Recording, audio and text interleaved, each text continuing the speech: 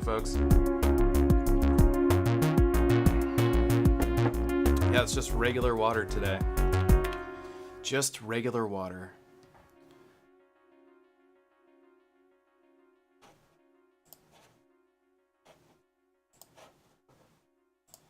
Okay.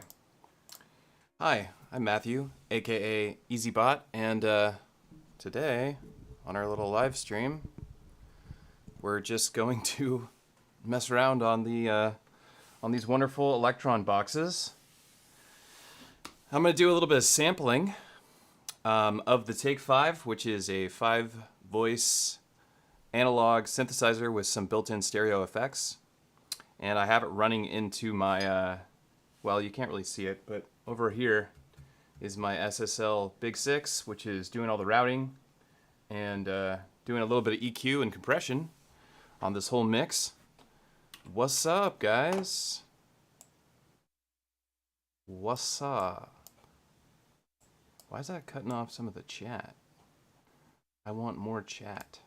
There we go. Cool. Yeah. So what I wanted to do, I have this this production happening right here. This is just using the Digitone and the Digitakt. And really, I don't actually care about this. This is like the song part.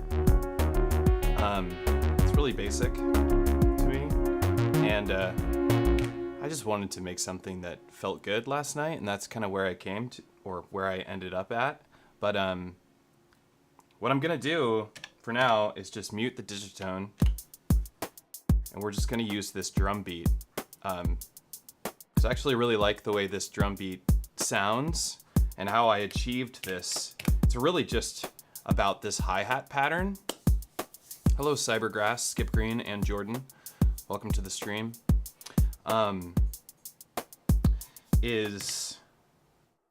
Well, it's a straight hi-hat pattern here, but you can hear the velocity differences. They're the same sound source, but I have the decay shortened on the first of every two in the pattern, so and it makes this nice, it's just a more alive sounding drum pattern. So we're gonna focus on that. And then the second part, we're gonna do some sampling. I have everything routed in my studio over across here, which you can't see, is my computer, my main computer, and my Prophet 5, which I love to death. And honestly, I was telling this some folks at work. I work at the synth shop, and there still is not a synthesizer. I get access to synthesizers like crazy working at the synth shop, and I do demos for them all the time. It's literally what I do for work, and I still have to say the Prophet 5 is the best sounding synth I have ever used. And it doesn't make complicated sounds, or it doesn't make really complex sounds. You can get some decently complex waveforms using the using its mod mix that it can do. But it's just the synthesizer itself is just the best sounding synthesizer I have. I wish I had a Prophet 10 module, because the Prophet 10 with the new update can do multi-temporality, so I could have one doing like bass lines and arpeggios, and then another set of voices sitting right here on the desk. That was a mistake, but I like having the keys, so I do go over and I just play. I'm not a great keys player. I'm much more a guitar player or songwriter. What's up, Leon? Welcome. Yeah, so what we're gonna do is I have over here, this is a Keystep 37 right here, and the Keystep 37 has this cool feature. It has a chord mode, but it also has this quantization function, which will constrain all the notes to a certain key. And right now it's in C minor, which is like the classic key. Never mind, it's actually in G sharp minor, or A flat minor, whatever you want. And we're just gonna leave it in that. It doesn't really matter what key I have it in, because the point is that I have it constrained to a key, and then I have it in the chord mode. And so I'll give you an example. Right now it's controlling the Take 5. let's find a, here we'll use one of my patches that I've made.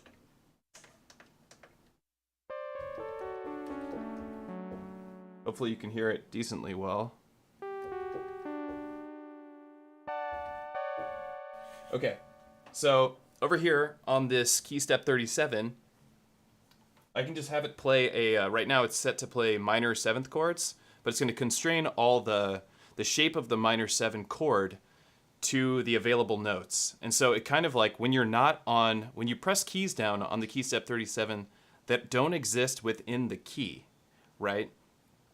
If you're doing like the C major scale, it should be all white keys, right? No black keys. So if I press a black key in the C major scale on the Keystep 37, it's going to make a constrained guess at what notes it should pick, and it will do the same choice every time. So, you know, there's math to it. It's not random by any means, but it will create a chord or a variation of a chord similar to it.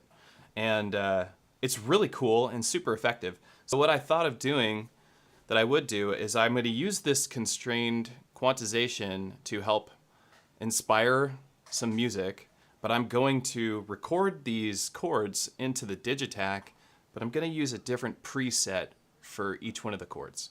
So the Digitakt can record for 33 seconds, and we're going to grab, you know, like 6 or 7 chords with 6 or 7 different patches. So I just need to figure out which patches I want to use, and then I'll just jump to them, or I can have the Digitakt program it for me and do that because the Digitakt is routed in here. So one of the secrets of a cool and easy to use studio I found is having a really good MIDI hub. And I talk about this hub like almost every time I stream, and it's the MRCC. It is the ultimate MIDI hub, super easy for routing. And it allows you to add arpeggiators or constrain MIDI messages or filter MIDI messages in case you're getting stuck notes from certain things. It's a little bit more complex, and where I have it set up in the studio, I have to reach over and anyway, it's inconvenient for me to use some of those features, but the main feature that it offers is just being able to have everything plugged into the hub, you know, the in and out of your gear, and then just hitting a button and hitting another button, and they just communicate with each other, and it's just that easy. And I love that, and it's just made it so I could use more pieces of gear without having to plug and unplug things. I just hit a button over here, and it just says, okay, you do that.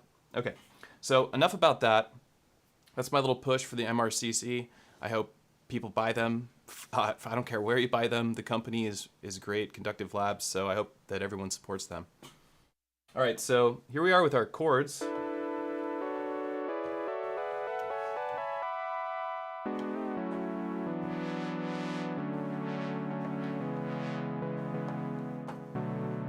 Okay, so I don't know if I really want that one.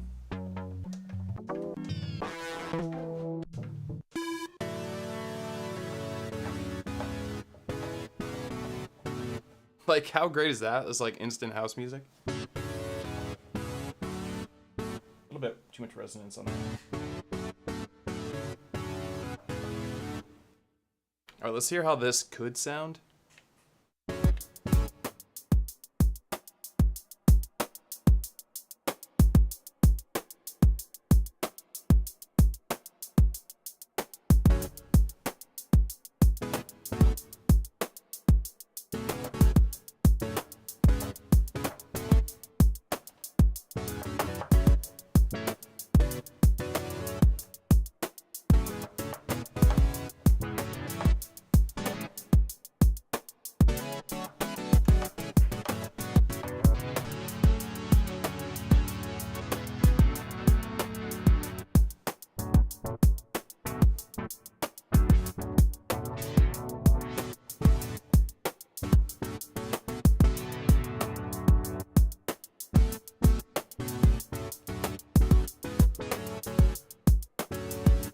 Cool. Okay, so I'll take one of these chords. I think I'll take that one. So, let's see. Patch 13. We'll get 14. So 14, 15.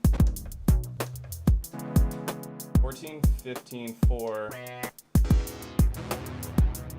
1. All right, let's do it. So it doesn't need to be in time with the music. We're just going to record it.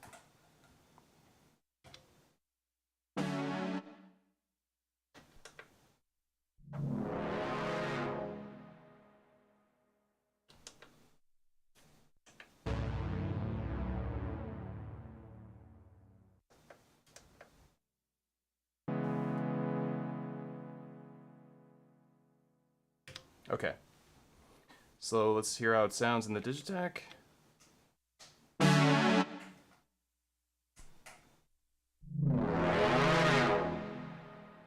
All right, that was cool.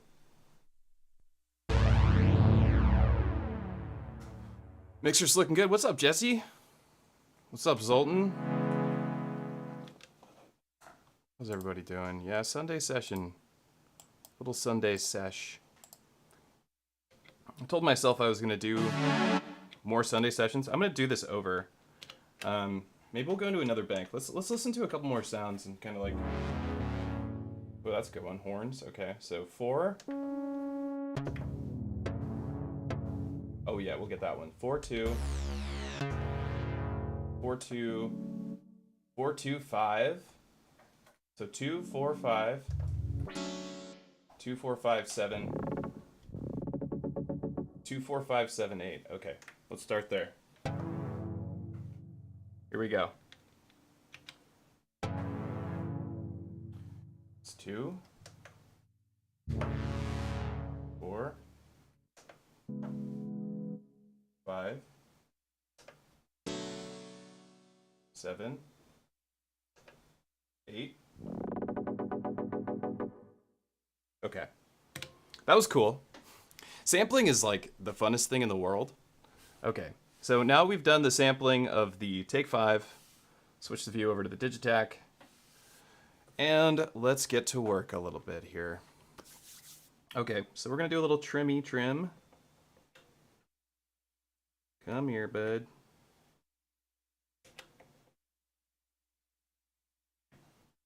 Oh, there we go.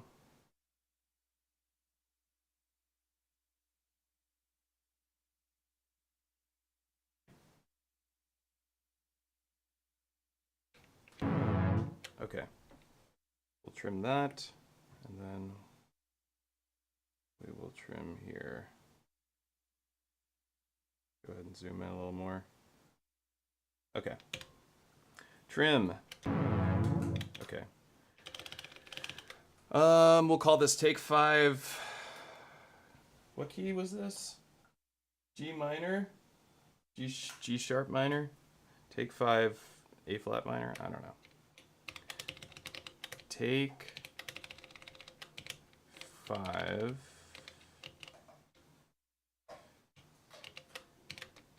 Min. Hey. Min chords. All right. We did it. Yeah, we'll put it on 5. We'll put it on track 5. Okay. Let's go to track 5 and let's play with this a little bit.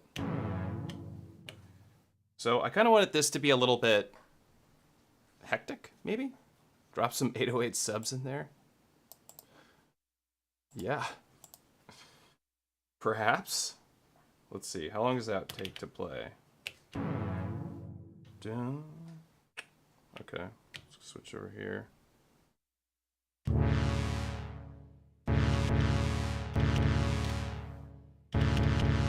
Okay.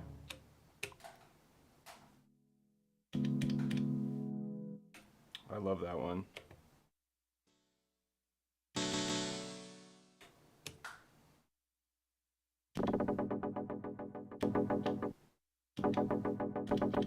We'll have to play with that for sure. Let's maybe shorten this for now.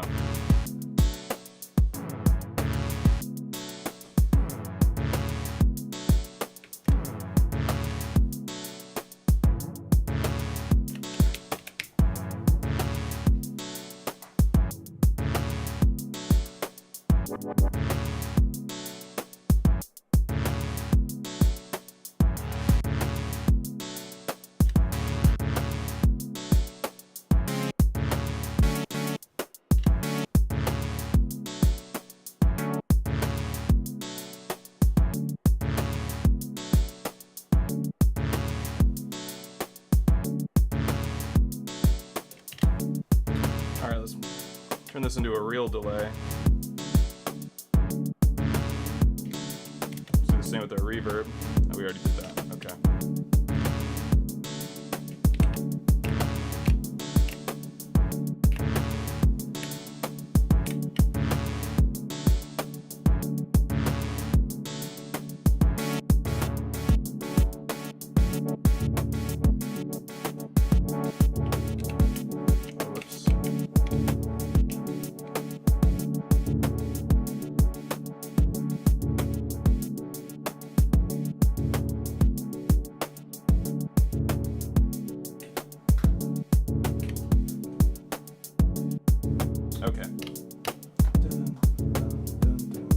I wish I had my P bass here right now so I could just play a bass line.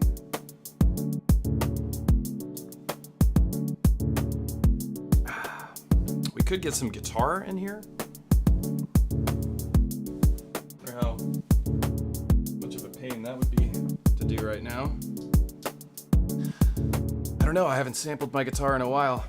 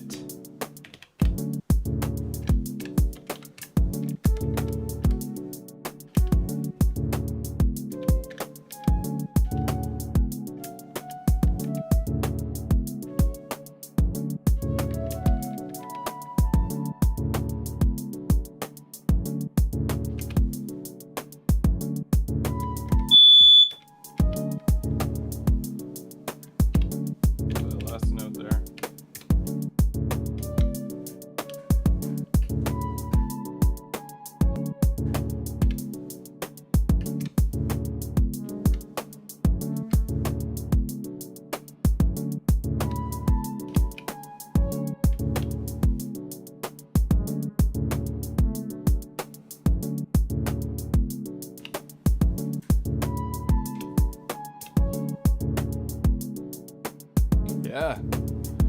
Yo, what up, Mario? How's it going? Good to see you, my friend. Sunday afternoon, hanging out with some Elektron gear. I don't know if you guys have heard Strange Strains or Murder Van, but some really fantastic tunes made with a lot of Elektron gear. Check it out. Okay. I feel like we need a bass line, and maybe I'm gonna use not that.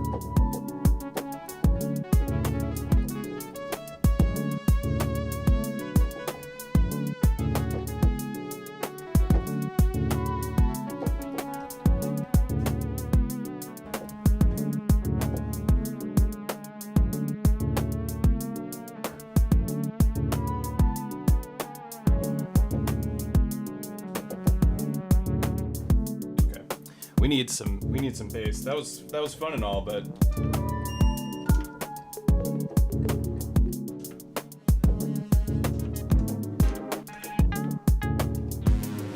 can just make one from scratch.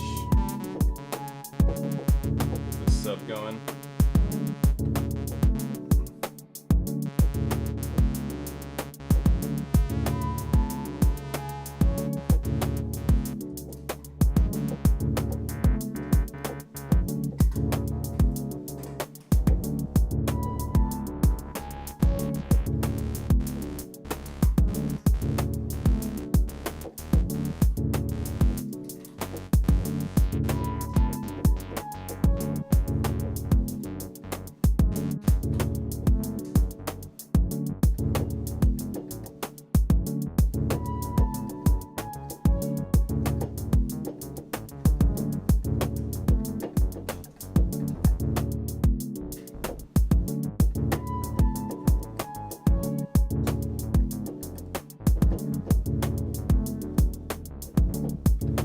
do also like the idea of using the actual Digitone for my bass, right?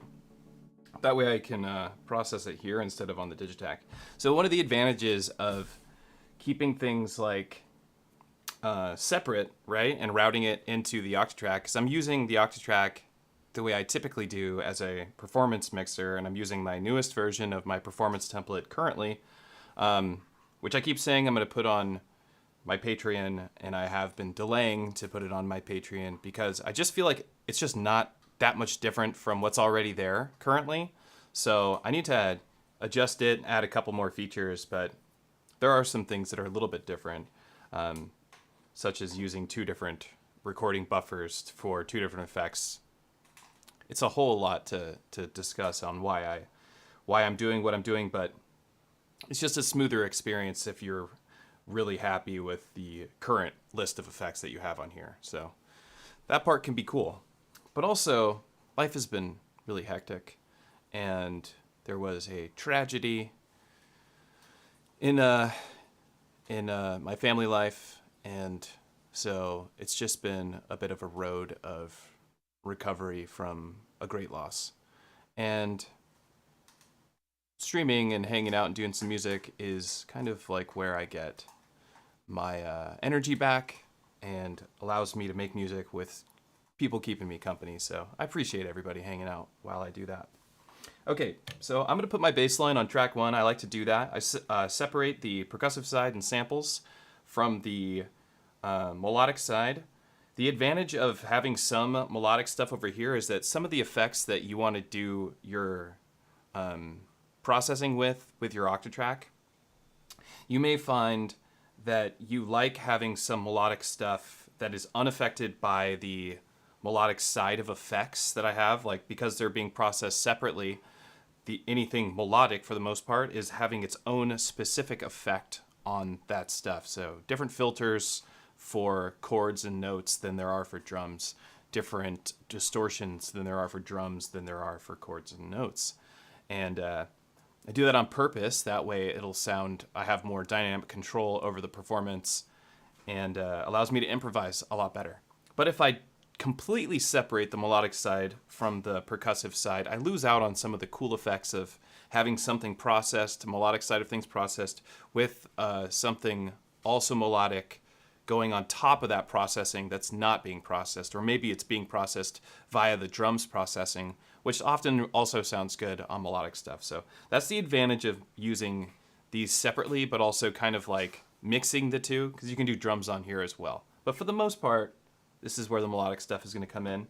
And I usually sample things rather than use MIDI to control it. Because if I want to gather a sound and use it repeatedly, it's easier to just sample it rather than to have to put in all the MIDI CC messages per track for each synthesizer, when I can just, that's the power of sampling. Just, I grab it and I keep it here. So if you don't have a sampler and you want one, grab one of these. And if you really want something a little bit more complex, get one of these. If you want to do this kind of processing, get yourself an Octatrack. It's a great utility to have. I highly recommend it. Okay, so back to the music production. I'm going to start working on some sort of bass line here. And I brought these chords down with basically it's like a master filter kind of feel here, because I can parameter lock the filter settings of all these chords, but then I can also perform with this overarching track filter.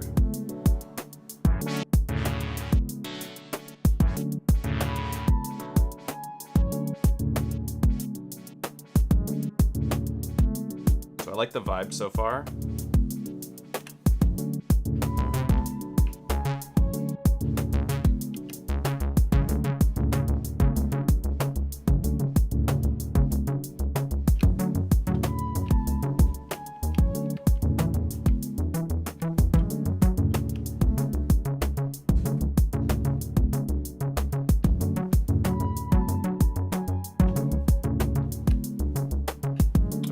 Start with that C sharp, I think, here, and bring it down an octave, I think.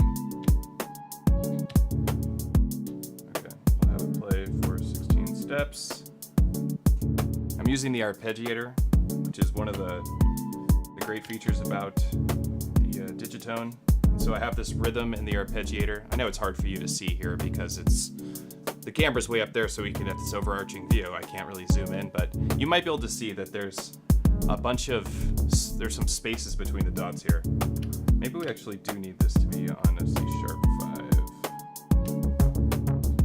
Yeah, okay.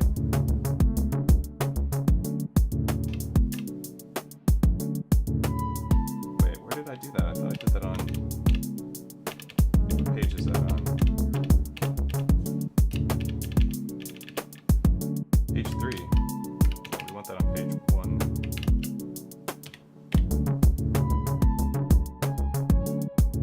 Let me hear how that sounds again.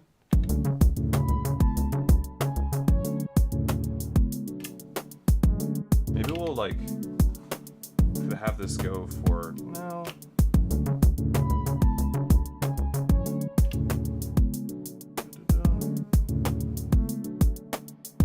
Let me hear it. I gotta do it in my head. Da-da-da-da. Yeah.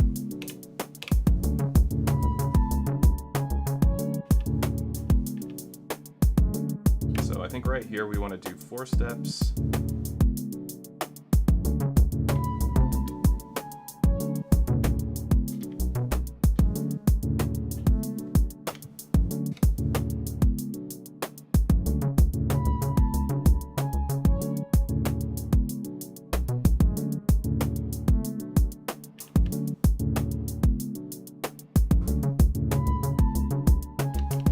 Give it a little more chorus, make it a little more full sounding.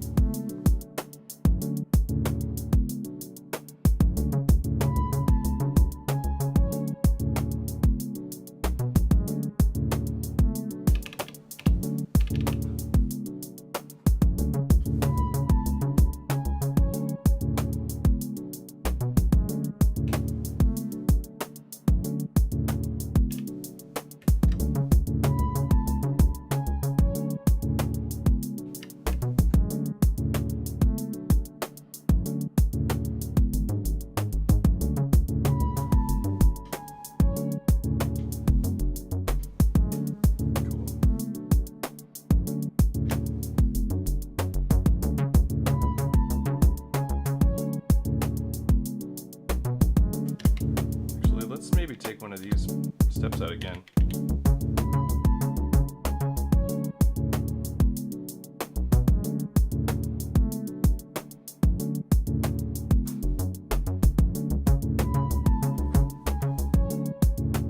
Maybe even another step.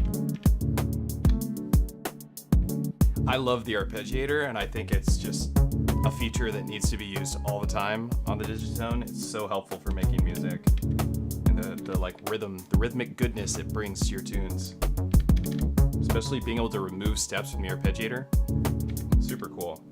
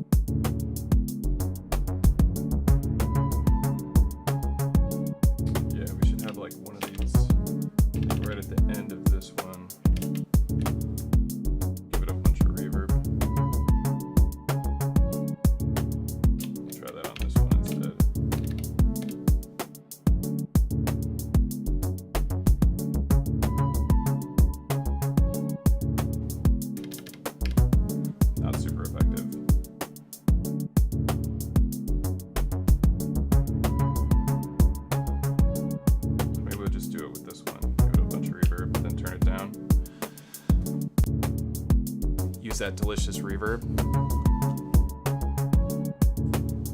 Yeah, the Take 5 is really great. Like that groove. Yo. Guitar sample. Yeah, I was thinking about it. My chat wasn't keeping EZBOT streams keep me company for my currently hectic life too. Thanks for streaming. Oh, thanks, Cameron. Nice to hear that. Thank you, sir. You've been many hours of content, have extremely inspirational learning. Oh, thank you very much. I like Take 5 bass almost as much as Pro 3 bass. They both have those awesome DCOs. The Take 5 has that similar filter as the Prophet 5, which is why I bought it. It's a silly thing for me to keep doubling up on things that I like. I just keep buying the same sound over and over again. I don't know why I do that. I should get something like that Waldorf M. I was really impressed with that sound. I'm not like a real big like wavetable person, but I like any synthesizer that has a really nice sounding filter and a oh, thanks Jordan. Love you too, man.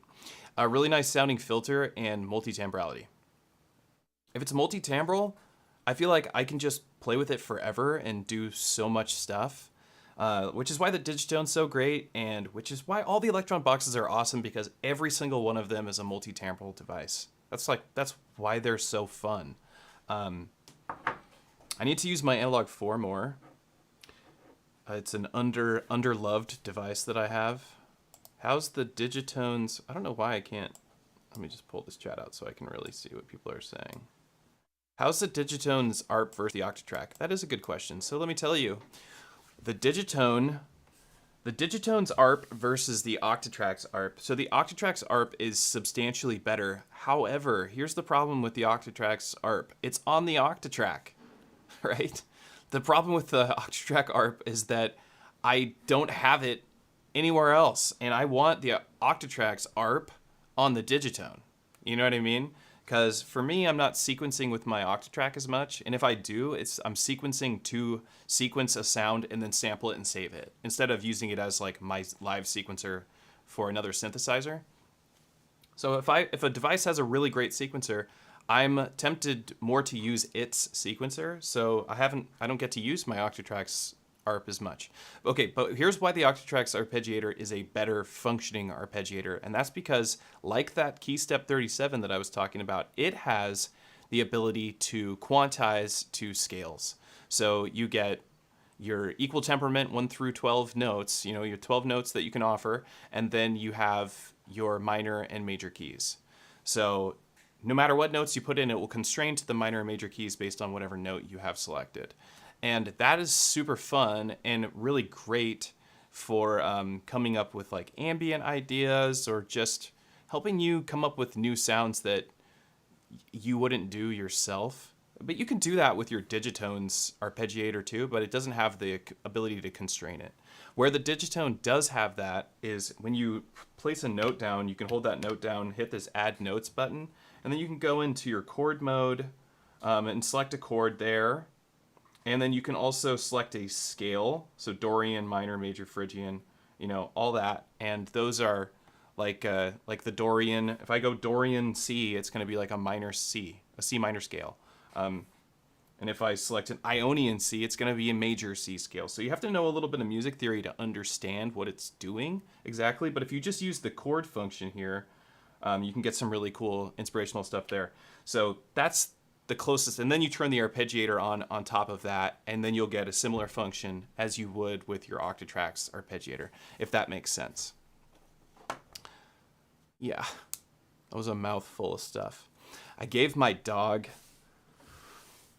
a treat so that I could stream, and it is an incredibly stinky dog treat. I don't know, the stinkier the treat, the more the dogs like the treat. That's just like a fact. There's the old modular system that's incredibly underused. Oops, here we go. Jumping all over to cameras. You know, one thing I do have to say about the SSL Big 6 behind me there is it's very hot. I mean, I don't ever turn it off because it's my sound card for my computer and everything. So it's always running, and it's just a heater, and so is my computer. So this room that I'm in, it gets warm. It gets really warm. In the summer, it's like, it's really warm. It's gnarly. Totally makes sense. Okay, I'm glad that was able to help. Let's see if I missed any other questions? Okay, let's get back to production. Wait, what was that? What was that first note? Why was that being... That doesn't sound right. Get me out of here. Is it because... No, I'm not doing transpose. Oh, it's because that note. There we go.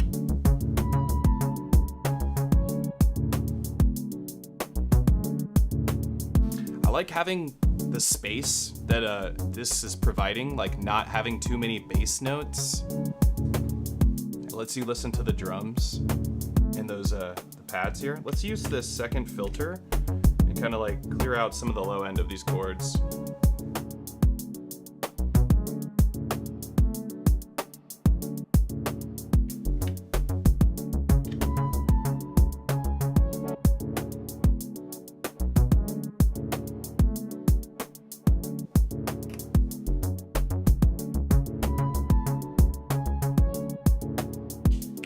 This one that has all the delay on it? Let's turn that down a bit.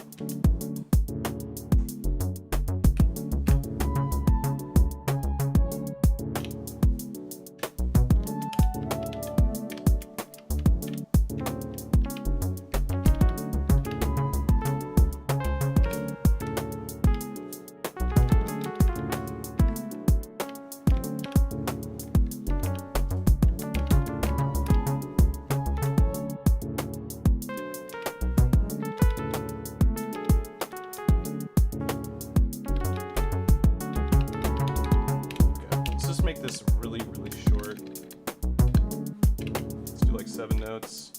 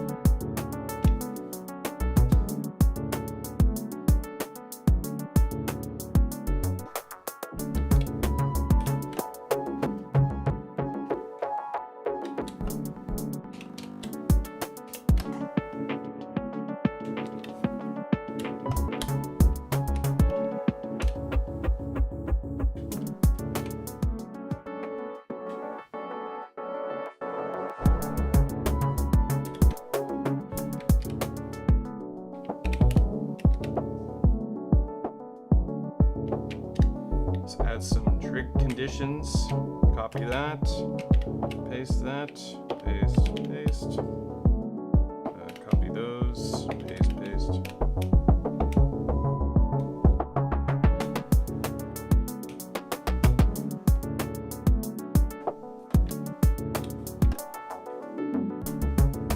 Hit yes to arm my recorder. Now we can start playing with a little bit of these sounds here.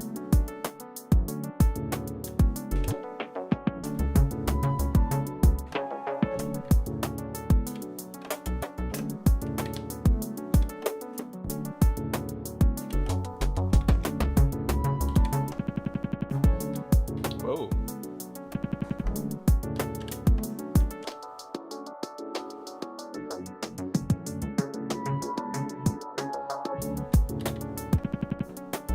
Let's see what is happening in this recording buffer. Pitch. Retriggers at 128. There we go.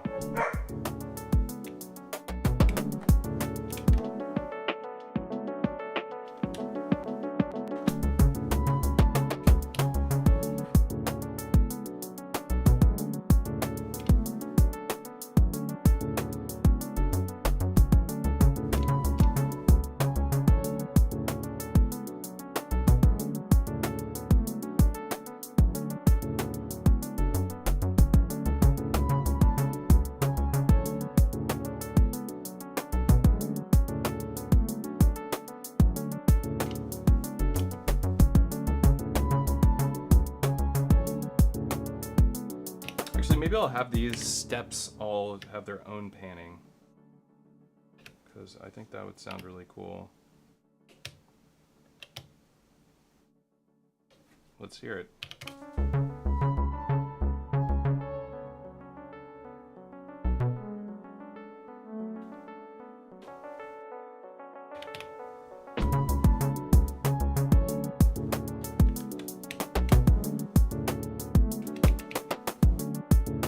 This kick and the snare are both sounds that I synthesized in the Digitakt.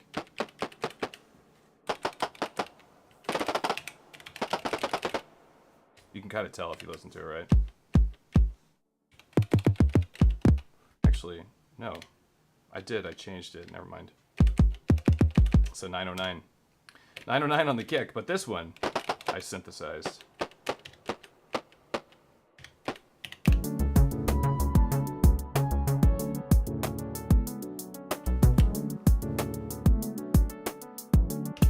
Alright, I feel like we need a little more work on the bass line still. And we could add some like open hats maybe. Let's see.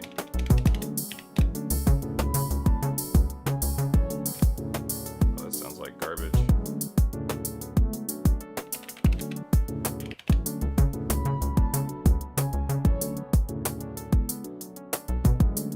Let's find a new sample for that.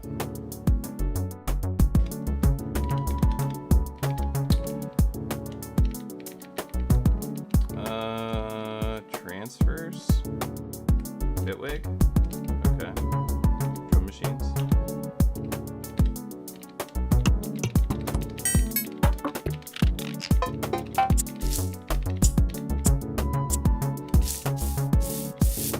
I like that.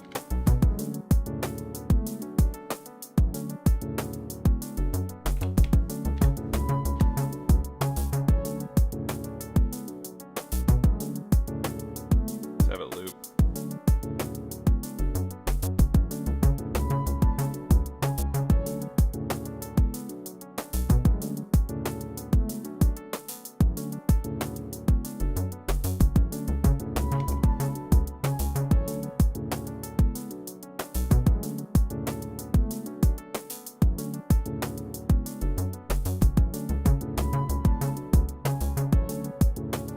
Just double that.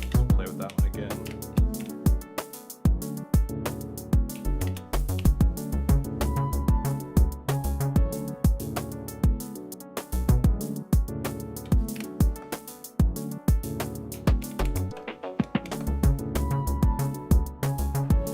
I think it sounded pretty decent.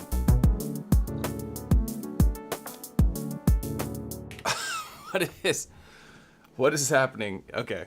Let me read back. Verb music. I've been experimenting with DTDN as a sound cards for my iOS and my laptop and living room desk area, and these digiboxes are just so darn useful in so many various reasons. Yeah, I was using my analog heat as a sound card a while back. Yeah, it totally works. Totally works. Overbridge. Super useful. These are expertly crafted devices. I love it. What is happening with this recording buffer? The most asked question in the Octatrack universe. You know what? So like, this is like one of the things. So I make these Octatrack templates, right? And I share them with people on my Patreon. And every time I upload them, I have to go through every single one of my patterns and just see if I touched an encoder.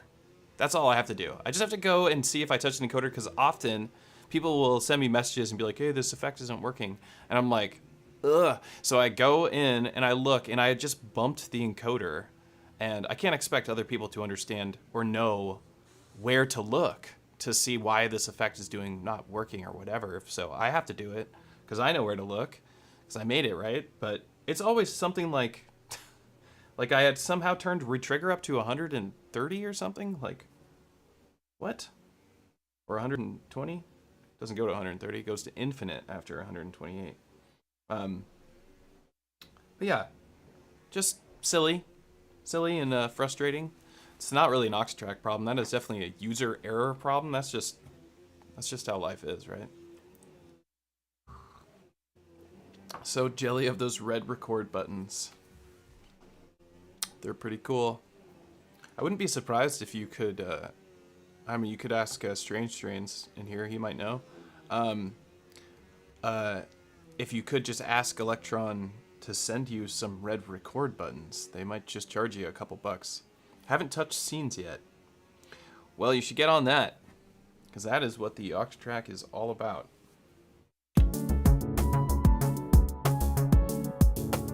Well, I like where this is at so far. I do like having a vocal sample. Get this dust out of here. So maybe we want to do that. Maybe we want to sample something, or I might have one already in here. But, oh, you can hear? I don't know if anyone can hear that. Lawnmower. But we could sample via this right here. I have the Bafako Instrument Interface V2, which has phantom power, and then I bought this Sennheiser gooseneck microphone, and I just, you know, use all the effects I have at my disposal in my Modular to create vocal samples. So it also runs into my Euro Burrow, another super underutilized piece of gear. There's something about these awesome multi-effect stuff. The ER301 I had for a long time, and a Norns I had for a long time, but ER301 I had for much longer. I think I used the ER301 more than I did any other multi-effects unit. I have had a Disting Mark IV. I end up just selling them all. I used to have a Zoya, and then now I have the Euro Burrow, which I think I'm gonna keep. Just because it's like the Octatrack, it's just in super utility. You know, it's just very useful to have. Literally, if I just need another envelope generator, I'm like, oh, you know, just add an envelope. You know, it's just that simple. Just always having the ability to add whatever you need. Yeah, so stuff like that is what makes me keep my Modular around, because I end up using it less and less lately. I think it's just because I've had less time, and Modular is it's a time sink for sure. You need to do some patching for a while to get your sounds going, but of course it's so fun, and the exploration aspect of it is just unmatched. I think the only other devices that could like come close to that is like, you know, playing in your Octatrack. Like that's, you know, quite an exploration that you can get into as well. Coma EFX is your main. Yeah, that's a really nice one. I actually have the Lyra 8, which has has similar effects, I think. I was thinking Soma. You said Coma, but I thought Soma in my mind. Yeah, the Octatrack is prone to user error. It is user error, honestly. I have so many times thought that my Octatrack had a bug, and honestly, my Octatrack has had bugs, like a lot, several times. It's just, I run into them, especially when you're doing MIDI stuff, like MIDI messages get merged or mangled or whatever. They get all busted up in there somehow. But usually it is user error. Even when you're, you know, really familiar with it, like I am, and because I use it so much, and I use it with everything. So at this point, I'm just like, you know, I feel like I've gotten most of all of it down. There's still some stuff on it that's like kind of eluding and difficult to understand. There's some features that I don't use very much. I don't play with the secondary amp settings very often, if I ever do. Honestly, I really never do, because the way they're set up now is how you're typically going to use it. But they do give you all these options. Like, why is the level turned down on this Flex Track? Any other Flex Tracks with the level turned down? Yeah, a whole bunch of them. So a bunch of messages have been sent over here. Look at that. User error. Just talking about it. Let's go ahead and save these parts and save this project. Good golly. Okay. Alright, I hit yes. I arm everything.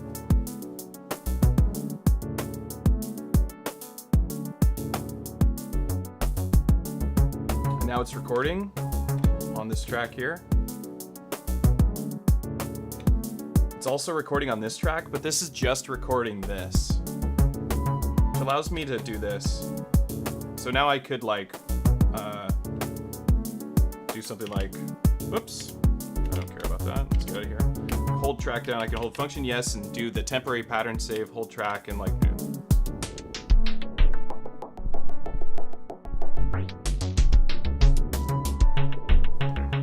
But this synth is we're listening to a recording of this synthesizer. So if I wanted, we could like mute some stuff on here, but it had no effect because it's a recording, right?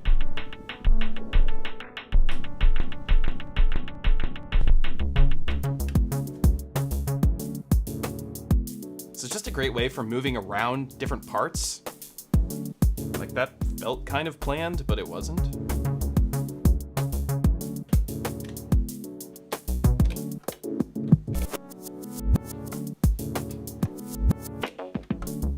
So this is reverse of the whole thing.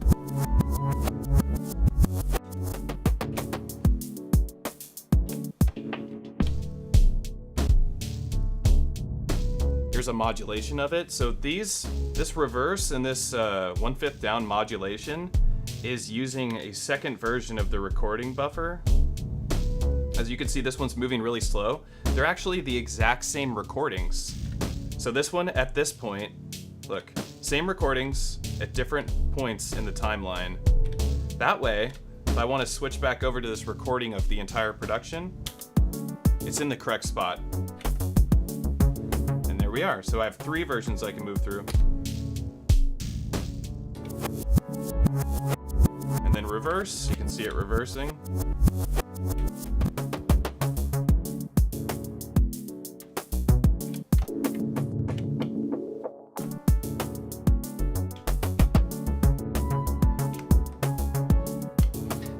It's just like using this setup, using this triple setup with the separated devices has just allows you to get really far with one pattern. Like we're only using how many tracks so far? 1, 2, 3, 4. I know there's stuff going on here, but I'm actually gonna delete it. So we're using 4 tracks on the Digitakt, 3 tracks on the Digitone. We still have another track on the Digitone and a ton of tracks on the Digitakt left to add more to this pattern. But I don't know if more would be good. I do think like some toms might actually sound really cool in this, and also like some vocal samples, which is what we were talking about a moment ago. Let's see how easily I can get some vocal stuff going here. All right. Let's check this view out. Okay. So as I was saying, I know I need to get a haircut, right? We got the vocals coming in here. It's on track 3, I think. Is it going or track 4? Track 4. Yes, it's going on track 4. It's going directly into Track 4. You should be able to hear something there. Derp, derp, derp. What if we run it into...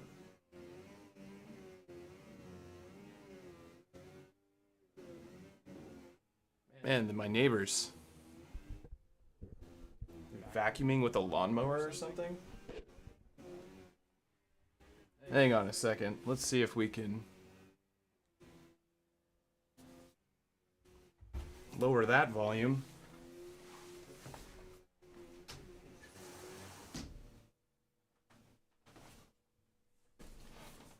There we go. Cool. All right, that's better. That was a little annoying. Get a haircut, you hippie. Yeah. You know, I give myself my own hair. I haven't gone out and gotten a haircut in like 2 years because I just learned how to cut my own hair over the pandemic. And now I just don't go get haircuts. But there's something about being like, I need to get a haircut, and then just going and getting a haircut versus me being like, I need to give myself a haircut. It becomes this project that I have to do. Like, I have to clean it up and be really careful, like not to give myself a terrible haircut. You want to see that modular case? There's a whole basket of modules I have that are not being used at this moment. I'm about to put my nerd sequencer back in. I have the Hermod in here, but I'm really just using it as a MIDI to CV converter, and that's like, they're like $500 or something. They're expensive, I know that. and I traded for it, but I honestly don't think I'll ever use any of its amazing features. I would use the hat packs. I think the hat packs is really cool looking and seems really interesting, but I don't have one, and they're really hard to get. Apparently, they sell out so quickly. Just like the 404 Mark IIs, just like, what else? Like the Habit. That thing sold out really fast, too, everywhere. I was having fun with that. I have my girlfriend deal wish with your hair. Okay, yeah. That's, yeah. I could deal with your hair, because now I'm a pro, apparently, to myself, at least. Okay. Let's get back to this production. Just to spice things up, let's copy this pattern, go to pattern 2, whoa, and paste it. And then let's play with it. Let's play with these chords, because they're pretty fun. And let's go to track 5, and with this filter, open that up a bit, and let's move these positions around. Or let's try, let's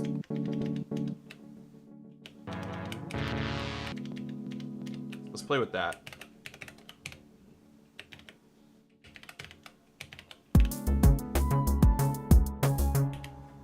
Okay, you guys quiet down.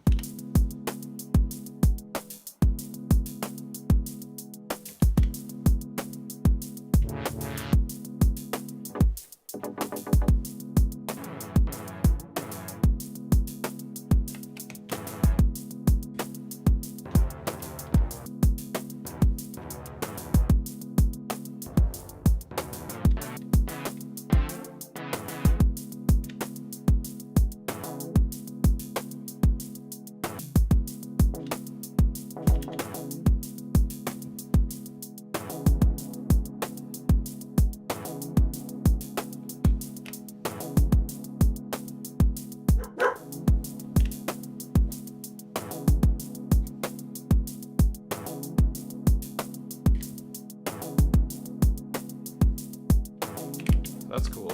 Okay, so pattern 1. Pattern 2. Gotta get rid of it. Oh, we have to do... Wait a second.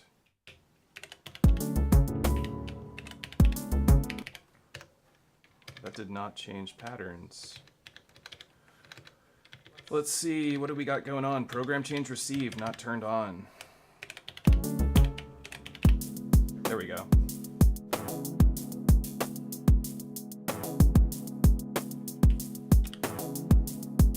Remember your MIDI settings, friends.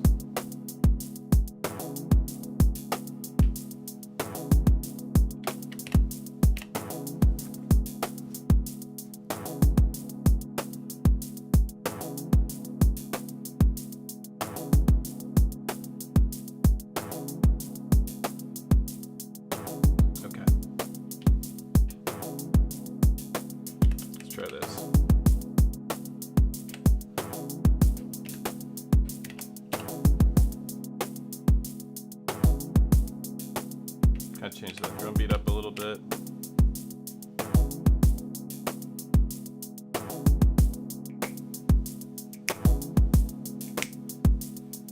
Man, even getting like a snap wouldn't be that bad.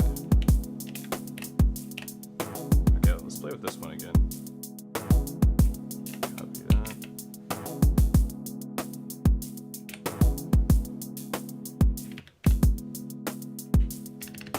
Play with the retrig.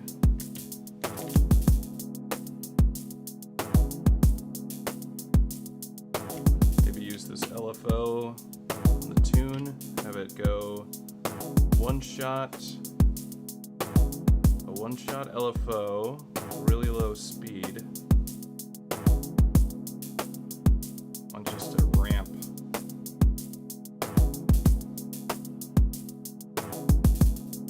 Have it go pitch down.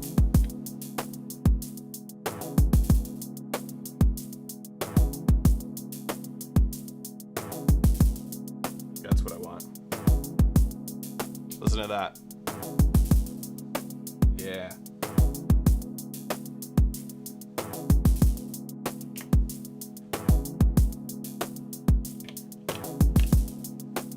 Okay, let's see.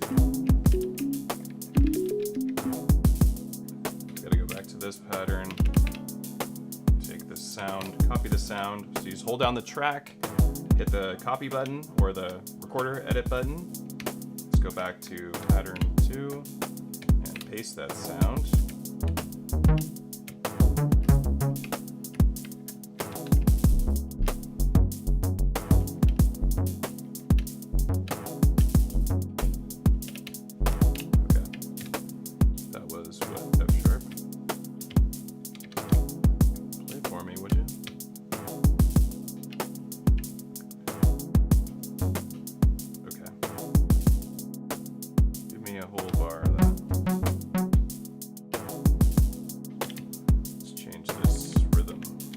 Arpeggiator.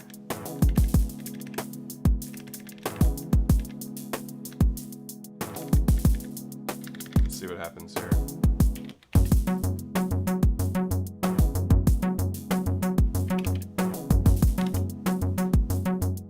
Master length 64 steps. This 64 steps.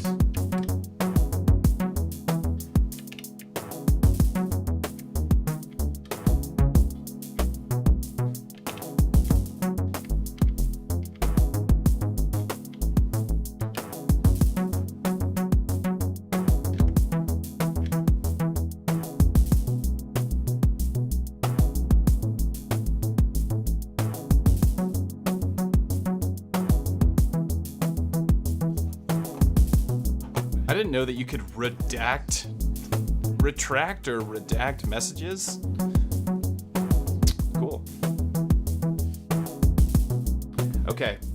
I was just giving some instruction with having the camera looking at me instead of the boxes here, but oh well.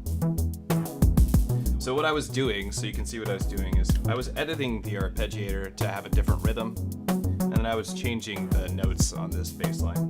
So this is our first pattern.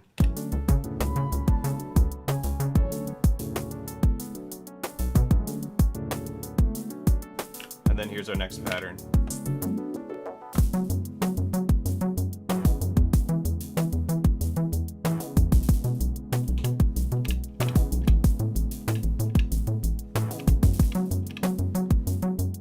I think that goes for too long. I don't need to do 16. Maybe we'll do just half notes. Maybe instead of parameter locking all of these, I could have just done the default locking or changed their default settings. Well, we'll find out how this sounds in just a moment.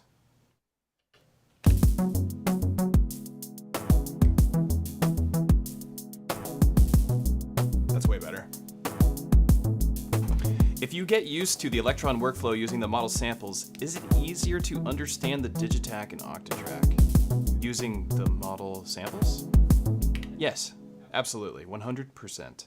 And that is because the sequencer on all of them is mostly the same. There are some features you're not going to find on a couple of the devices that you'll find on others, like you're not going to find slides on the Digitakt or the Digitone, but you'll find them on the Analog 4, the Analog Rhythm, and you'll find slides, its own slide sequencer on all of the Mark IIs, so you'll have it on the Octatrack as well. Super easy to program slides on the Analog 4 and the Analog Rhythm. You literally just hold down a step, and then you just hit the slide button, which takes the place as one of the banks. So yeah, those ones, especially if you learn you learn the Mark II Rhythm or Analog 4, and those two really are interchangeable in terms of their workflow. It's super easy to understand them. They have effects tracks, that kind of thing. The Octatrack, much closer to that workflow, but it has it's distinctly its own workflow because it's kind of like a DAW in a box.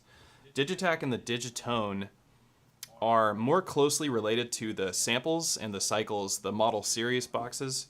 A lot of their ideas have been implemented into the model series, but they're a little bit more limited. These are like full-fledged. These are flagship boxes as far as I'm concerned. The Digi boxes. These are just older, and they're a bit more expensive because some of them have individual outs, and they have analog components and arrangers. So all the Mark IIs, all the big flagships, all have arrangers built into them, and you won't find that in any of the other boxes. But maybe one day we'll find an arranger in these boxes, because I can't imagine it'd be that hard for them to program. But honestly, I don't care if there's an arranger in these boxes because I don't really use the arranger. Cheers, all. Got a dip. All right, well, thanks for hanging out. Good to have you. If you, I guess I just did. It was spelling related. Okay. Perhaps the digiboxes. I do recommend the digiboxes. They are fantastic. Let's see. Let's check on this. Check on this stream here. Okay, cool. Yeah, we're doing good. All right, so back over to our production. So what inspired me to kind of like sample these chords in this fashion, where I was, oops, I didn't want to do that. Where I was sampling several chords with different presets. It wasn't just because I wanted to get different sounds in here, but it was kind of Aphex Twin inspired. As I was walking my dog yesterday, and some Aphex Twin came on Spotify, and I was like, I need to take advantage of that idea a little bit more because I really do like using complex sounds. And these, and what I mean by complex sounds is I mean something evolving, right? Not just one preset per track, not just one synth sound per track. And samplers, and especially the Elektron workflow, really lets you dive into that. So kind of like the Aphex mode, so to speak, on the bass stations. We can emulate that very easily with a sampler and with the Digitone, just having different presets or different sound patches. You can do that on all the Elektron boxes. It's really convenient that way. But that's what inspired this track.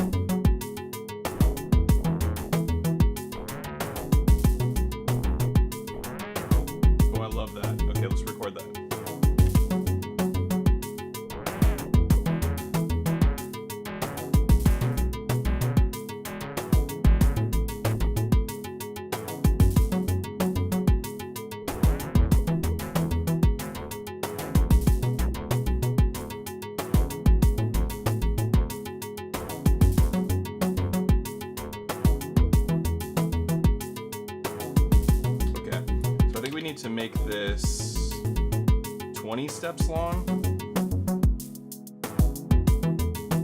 And we'll just kind of copy these. Damn it. And we'll copy these steps, all 5 of them. Copy.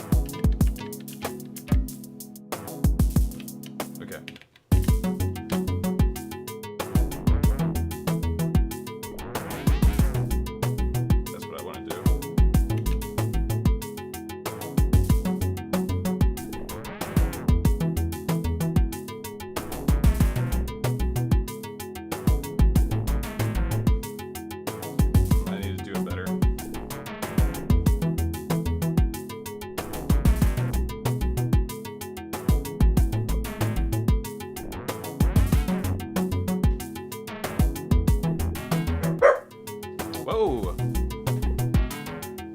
Chillax, pup.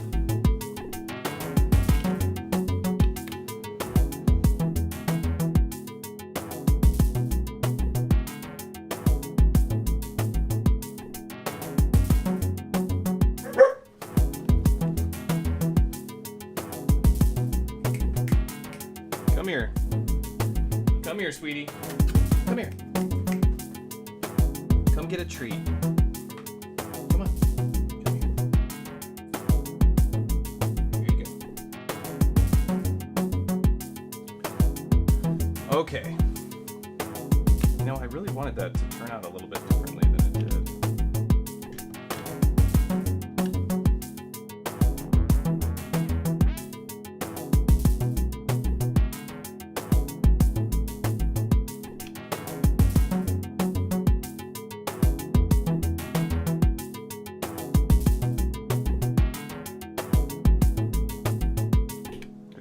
We gotta need to undo that.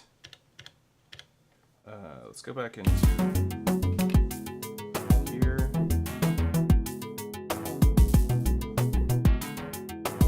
Supposed to be able to hold no.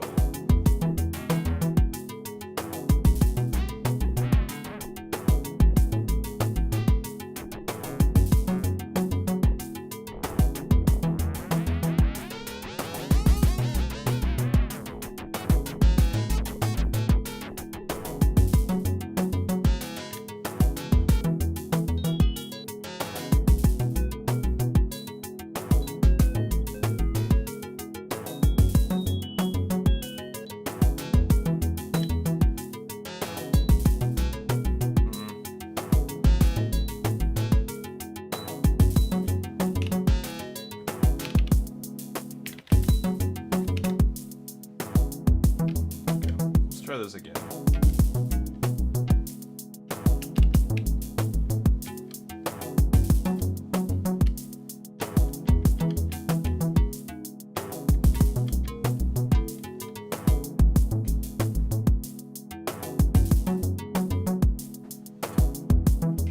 Play with this delay, maybe that'll be fun.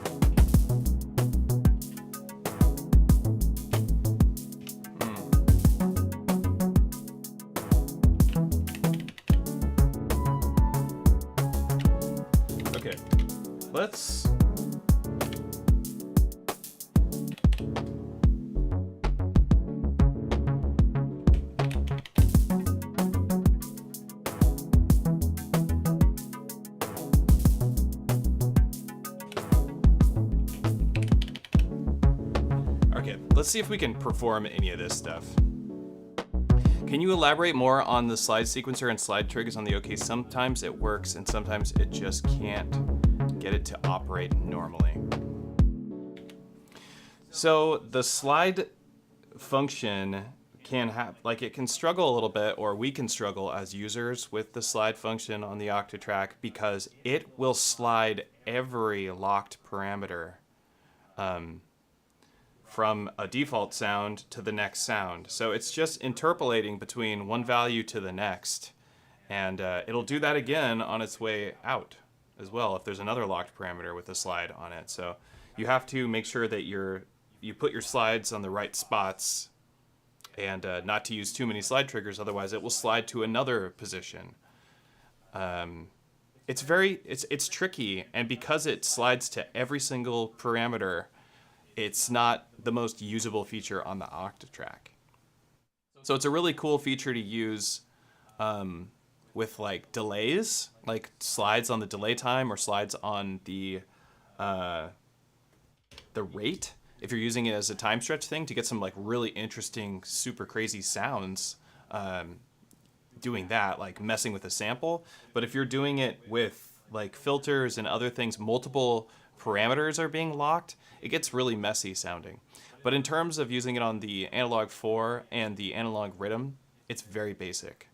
And it just slides with the pitch. So it's just a pitch slide on those ones. But on the Octatrack, it's with everything. So it gets really crazy.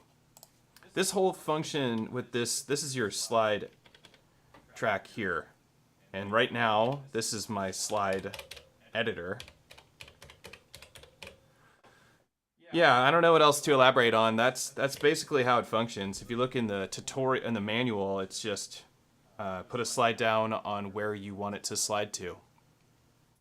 And the same goes for where you want it to slide away from. Dig the channel a lot, fantastic grooves, and I can tell you practice some good tracks just from the feel of what you come up with on the spot. Excellent channel. Oh, thank you very much, Darius. I appreciate that.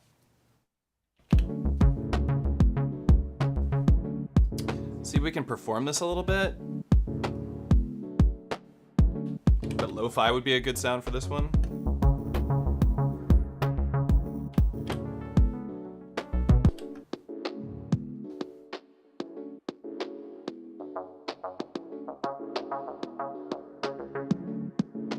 Kind of put this at halfway between here.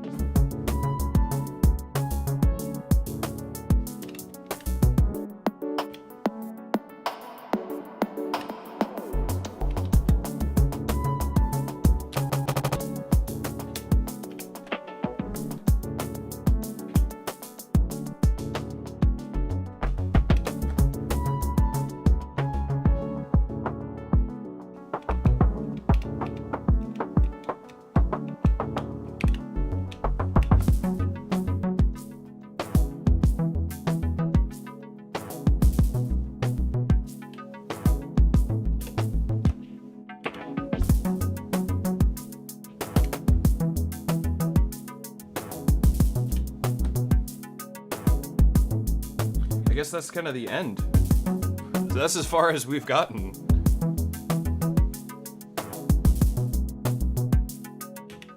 What is that, like a minute and a half? That song's like a minute and a half long. Let's do it one more time. We need to add a lot more stuff here. I do like the idea of starting this with a kick and snare and these chords and the bass line.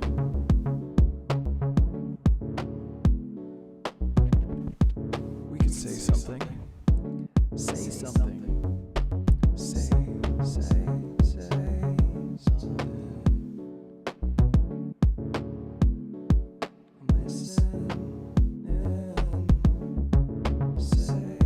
something.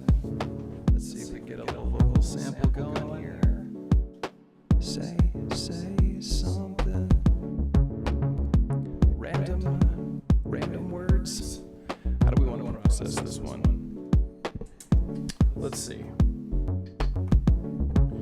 Alright, we're over on the modular side of things here, running with the FACO instrument interface. We need to process it with one of these cool things. I really want to take a lot of these modules out and put them in a smaller skiff. You know what I mean? I know you guys are looking at the back of my head. That's not the coolest thing to look at right now, but you know, if I had gotten a haircut, you know, let's just like let's run it into triptych.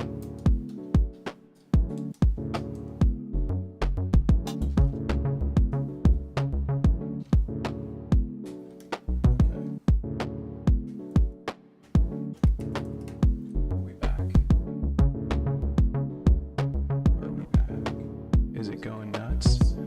Oh yeah. Regen. Give me that regen. Okay. Say something. No. Oh my god. Oh my god. Let's check out this distortion, shall we? Check out that distortion. That's a bit much. High pass filter. Let's do a band pass. Yeah, there we go. Nice little band pass filter sound. And then we'll run that into a comb filter. Yeah, let's run that into a comb filter. Comb filter. Gotta find a note that matches the song. I think that this note will match. You gotta say something. Say something. All right, yeah, let's sample that, shall we? Okay, here we go.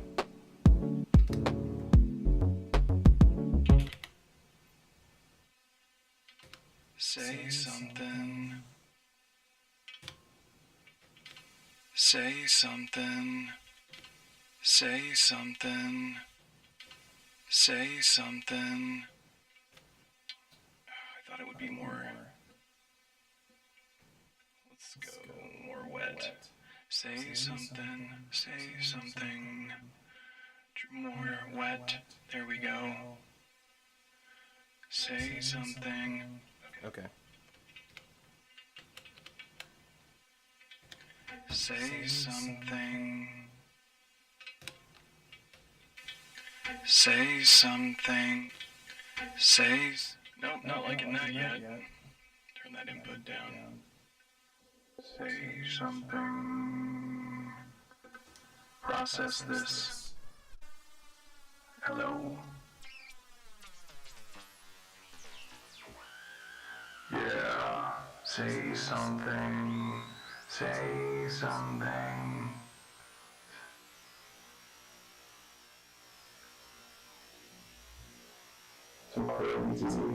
Some real crazy squeaky stuff. There is some real crazy squeak. All right. There is some real crazy squeak. We're gonna use that. We're gonna use this insane vocal sample. There is some. Let's crop it. There is some real. Okay. There is some. It's very crunchy. We're gonna mess with that on the Digitakt. There is. Because it sounds like garbage here, but fortunately we have two filters and an LFO, so we can do some fun stuff. Some squeak. Some squeak. Just give me a K. Put it on number 8. Okay, get me out of here. Take me to track 8. Let's go. There is some real crazy squeak. Let's put the. We have all these cool filters to play with. Wait, isn't there a bandpass in here? No? Just this EQ? I guess we can do this. There is some real. There is some. There is some. There is some real crazy squeak.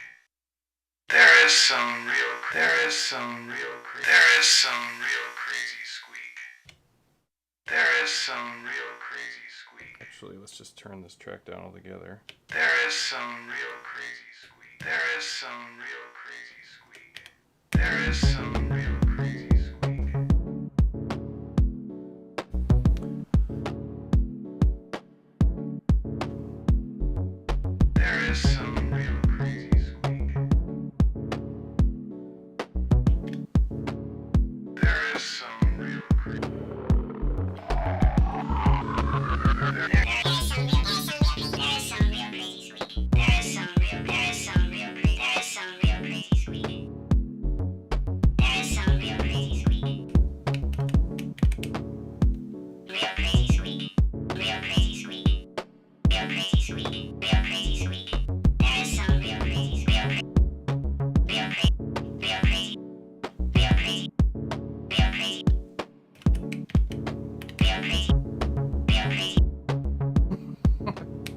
That's a little wacky. Oops.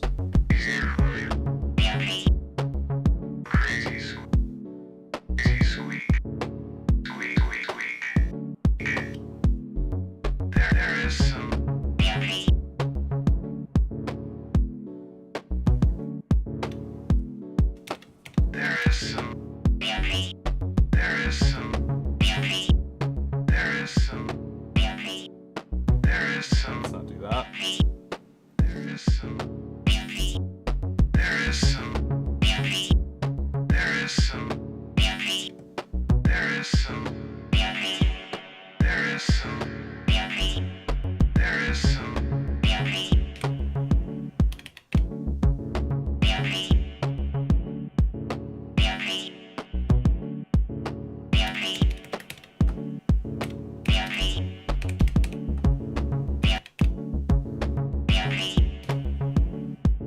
When do I want to have that note play?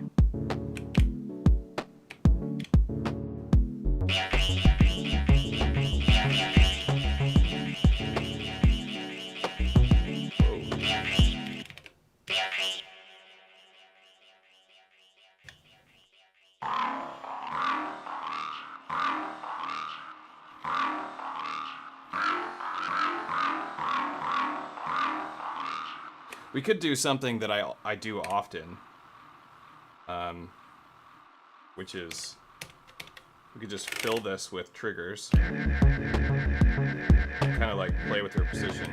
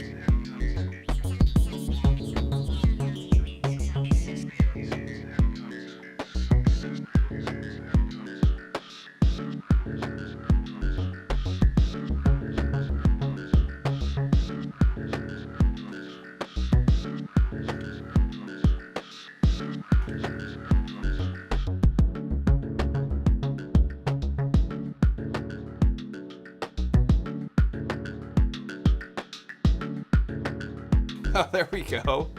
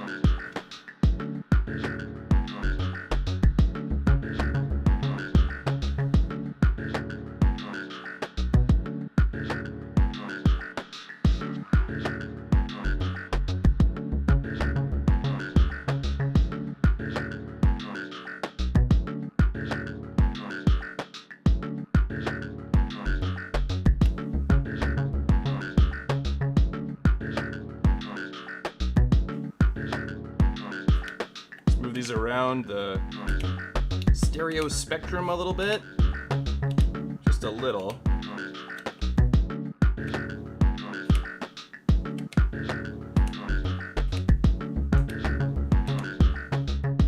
Noticing I don't care for that timbre of this bass now. It's a little more.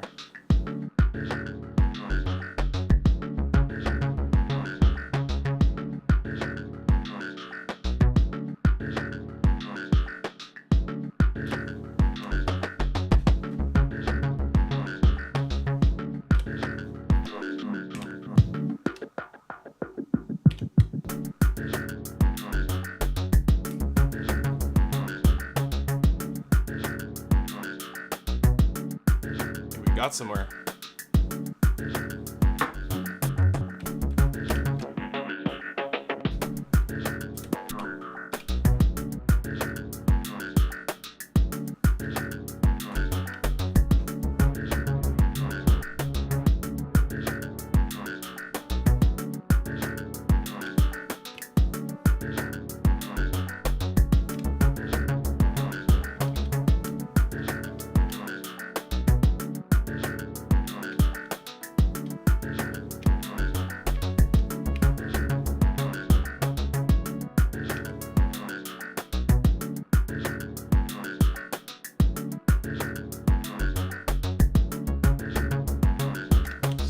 Save it.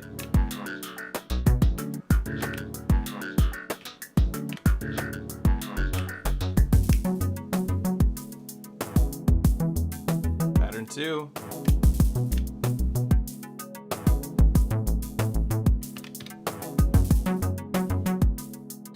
We started at nothing. I had a drum beat. All right, I had a couple of drums programmed before we started the stream, but we started really with nothing, and here we are.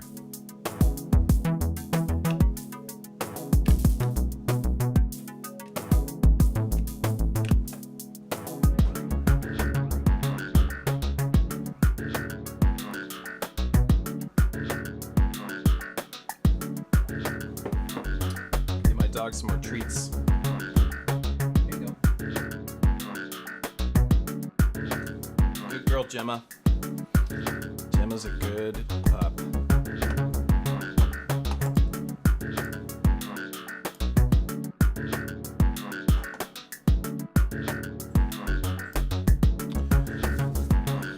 Okay.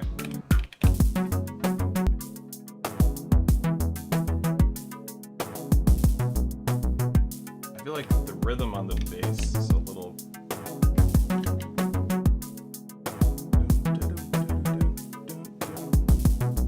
Something.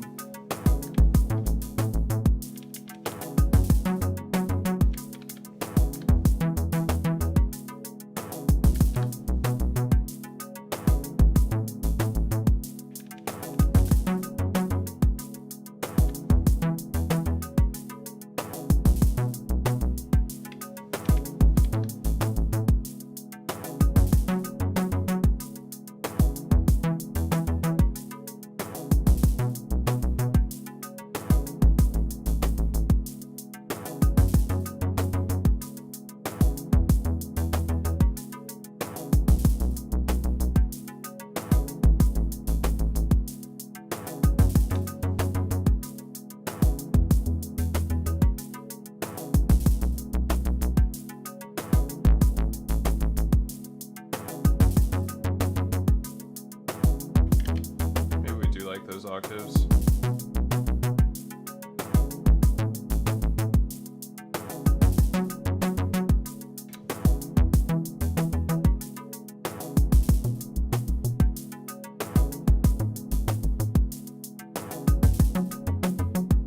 Could try a different filter setting.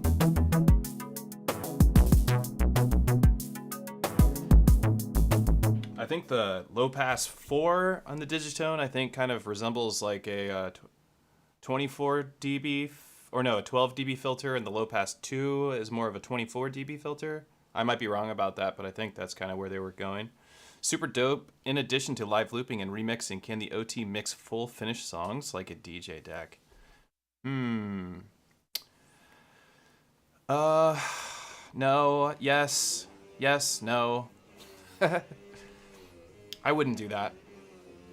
Yeah, like I use this as a live performance tool, and that's because the way that I do my personal music production is usually about like how much fun am I having in the moment. So I don't do much multi-tracking onto my computer. But if I wanted to, say, release an album where it was like perfectly constructed songs, right, where I knew exactly how many measures there was going to be before I moved to the next part. When I do these live performances or like write songs like this and perform them out, I'm really just feeling it out. Sometimes they end up going like 5 bars instead of 4. Sometimes they go 6 instead of 4 because that's what I felt in the moment. And like, it's not always what you anticipate, right? As a listener, you'd be like, oh, I should have made a change earlier. So like, that's the advantage of multi-tracking, is that as a listener, you can anticipate the changes that are going to feel the best and put them into your production. But anyway, to answer your question, it's not the greatest use of the Octatrack to do that. I think if you wanted to write, most people are using a master track, so 7 tracks worth of audio, or you could do 8 if you're not using the master track. You would just mute each track and record them into your DAW. That's the best route.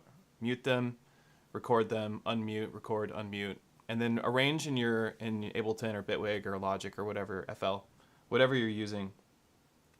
You could do it on here, but you're talking hours upon hours upon hours of doing stuff that you could do in minutes on in Ableton, because you're gonna get lost, and you're gonna have to do resampling constantly, and yeah. So that's just my personal opinion. I think if you're really just trying to get some work done and you're trying to record your song, either record a stereo output and just do a really good job of your performance, and record it into maybe a little bit into something with a decent EQ.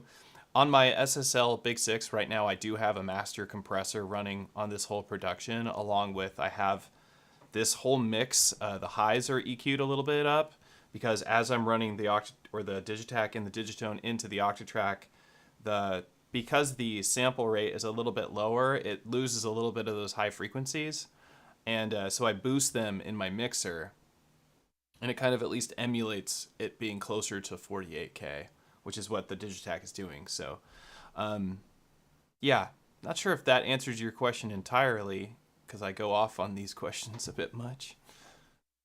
Circo, what's up? Digging as usual. Hey, thank you. Appreciate that.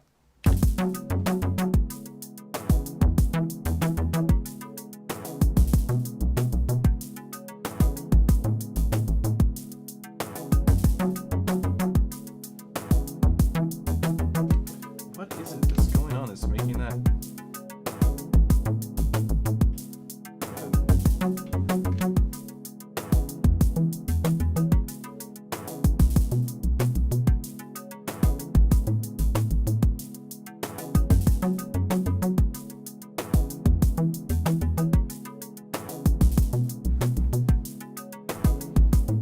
On that kick, I want to hear a bass note hit on that kick. So maybe I can copy that and go. Just have it be like a couple steps long.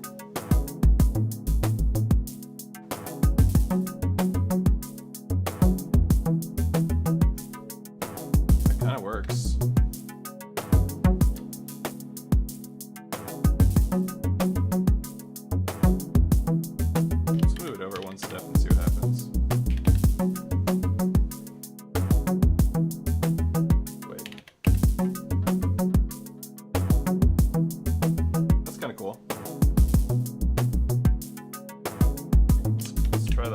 on this one and just...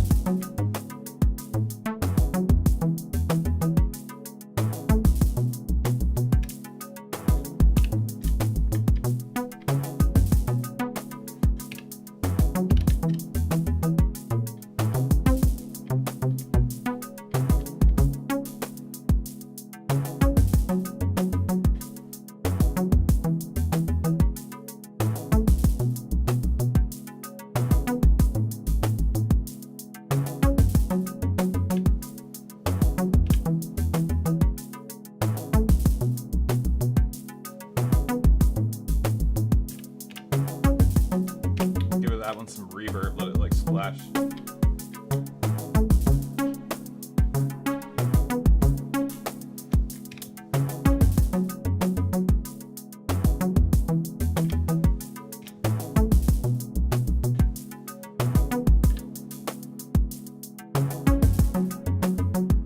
Yeah. Maybe even a little delay.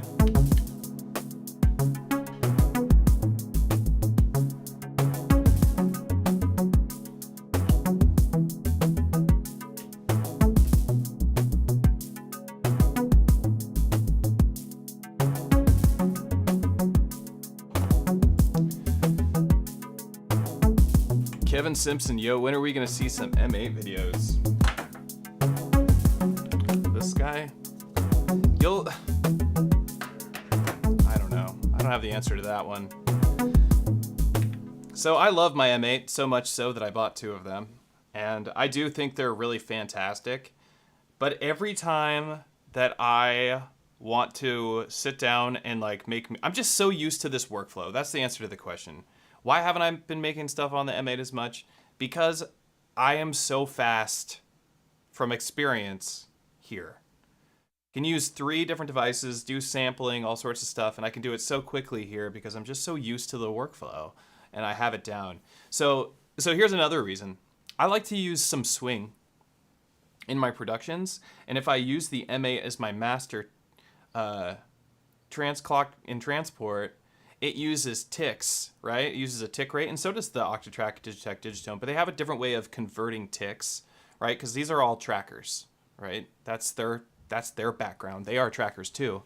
Actually, more complex trackers than the M8 or the NerdSeek or well, no, M8 or NerdSeek is the only ones, or Polygon Tracker. So these ones are more advanced because they allow more parameters to be locked per step, whereas those trackers I mentioned are limited to 2 or 3, right? M8 having 3, Polygon Tracker having 2, Nerd Sequencer having 4. So it's Nerd Sequencer is pretty good in terms of that.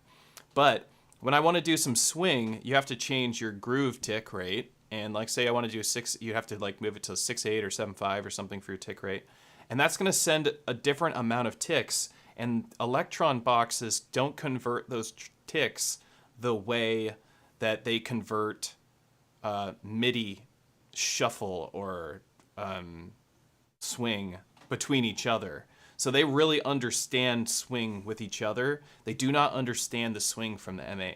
So if I do a 6.8 tick rate on the M8, send it out to the Octatrack, when I want to use my performance mixer, which is what I always use, it's going to count different steps for different bars. So what would be 4 bars on the M8 ends up being 5.5 bars on the Octatrack. Do you get what I'm saying?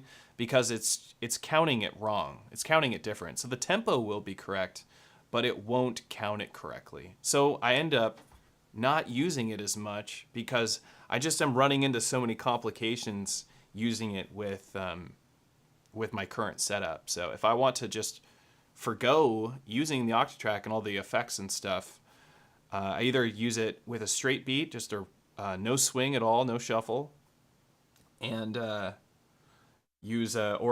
micro timing to do my swing or shuffle on the M8, which I'm not going to do because it's just too much work.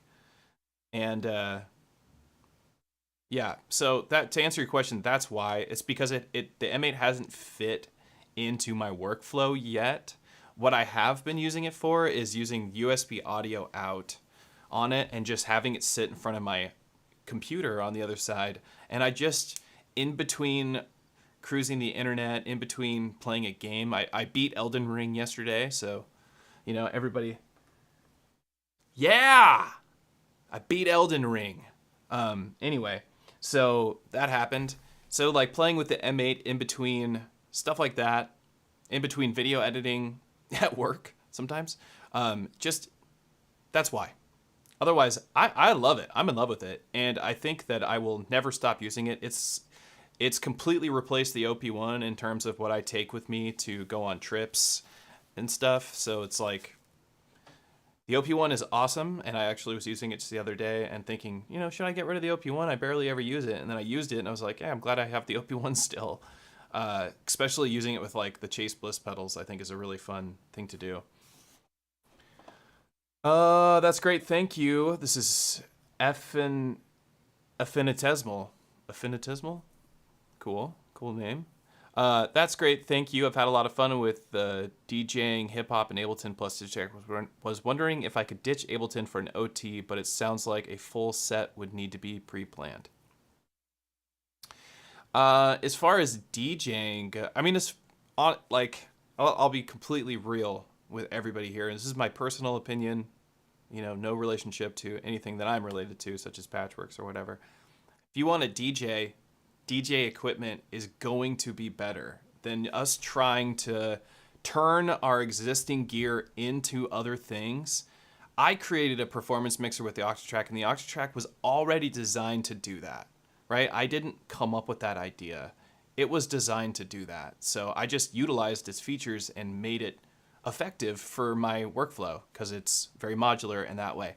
DJ gear is designed to DJ, and it has amazing features that are always going to kick everything else's ass in terms of how well it performs, the sound quality, and all that. It's always going to win. It's always going to be better. So I am personally always going to choose something that sounds better over like extra 10 hours of work to make something else a part of my workflow. You know what I mean? I'll just design a new workflow that's fast, rather than doing that. You can DJ using the Octatrack. You just turn off time stretch and use the arranger and just put all the tracks from your CF card. And yeah, that's actually not a bad thing to do if you don't have the money to buy a DJ mixer. You can totally do that and then play with your effects. It's totally usable. In fact, there's a tutorial on it in the Octatrack's manual on kind of how to set that up or the routing. Not like a tutorial, but it tells you how to set up the routing to do that. Yeah, so that's my opinion.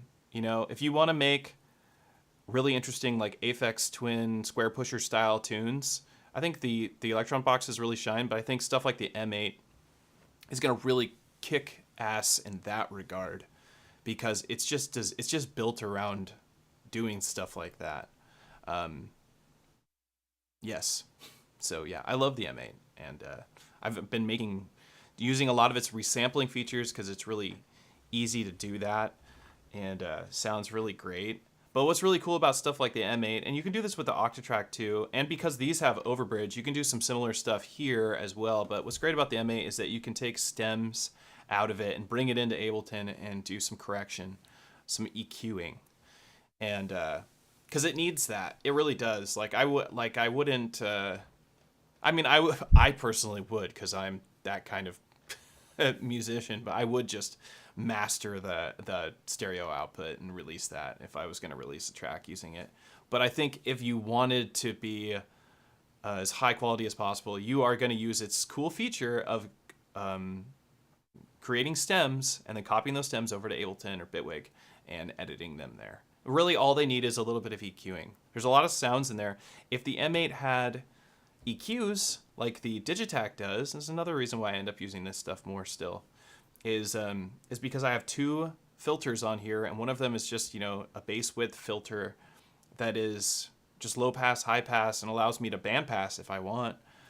And that I think is super useful because I cut out sounds that have too much frequency content or harmonic content in them because I want my performances to sound good, or I want my music to sound like it fits in the mix.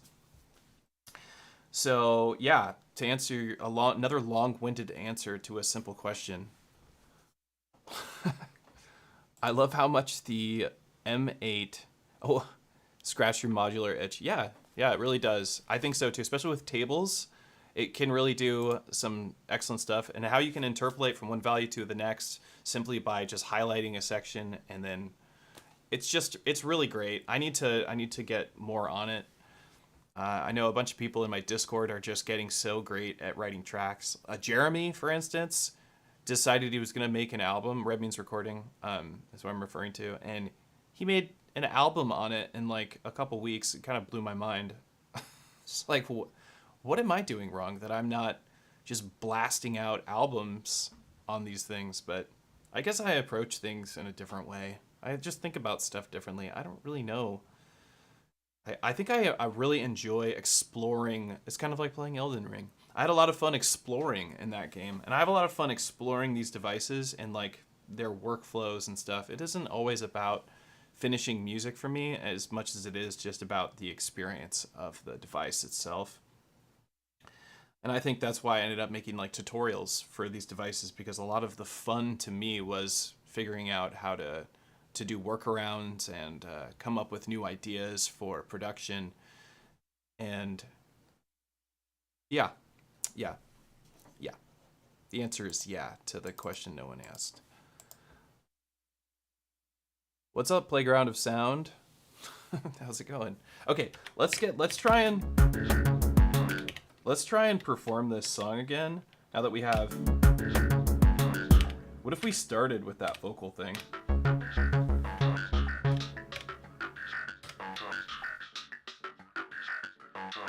That's pretty cool. I went over to my Modular, patched my vocal mic that's hooked up to my Modular system into the triptych, played with the comb filter a little bit with the distortion, brought it into the Digitakt, played with the filters here, and then parameter locked the vocal thing, and we end up with this. It's like this really rhythmic but vocal thing. I'm not saying, it doesn't make any sense what I'm saying, but it's really cool sounding.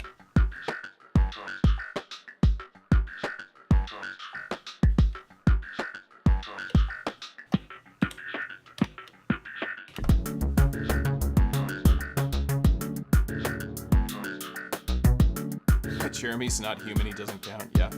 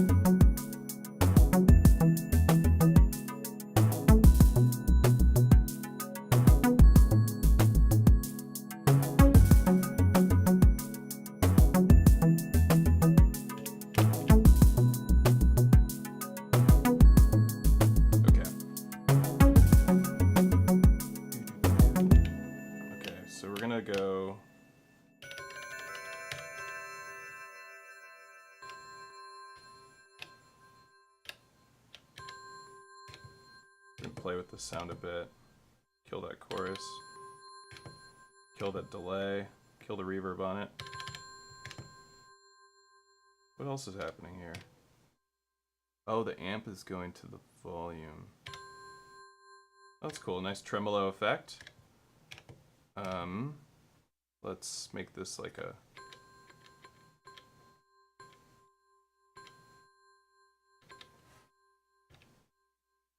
How is that? Alright, we're not going to have the tremolo effect on this.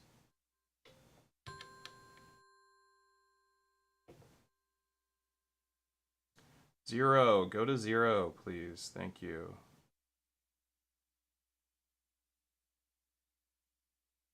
Come on. Okay.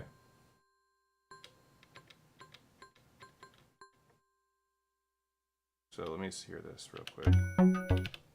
Copy, take me to here, paste.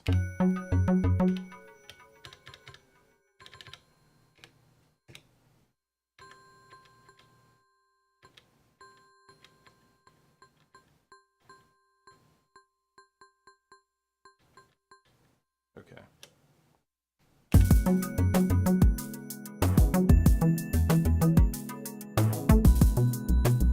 Maybe what I need to do.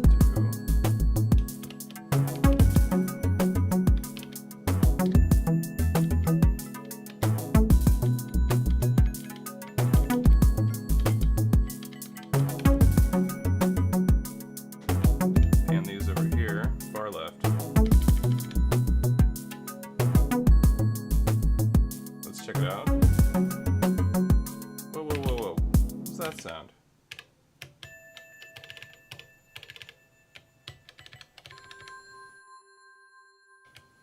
Copy.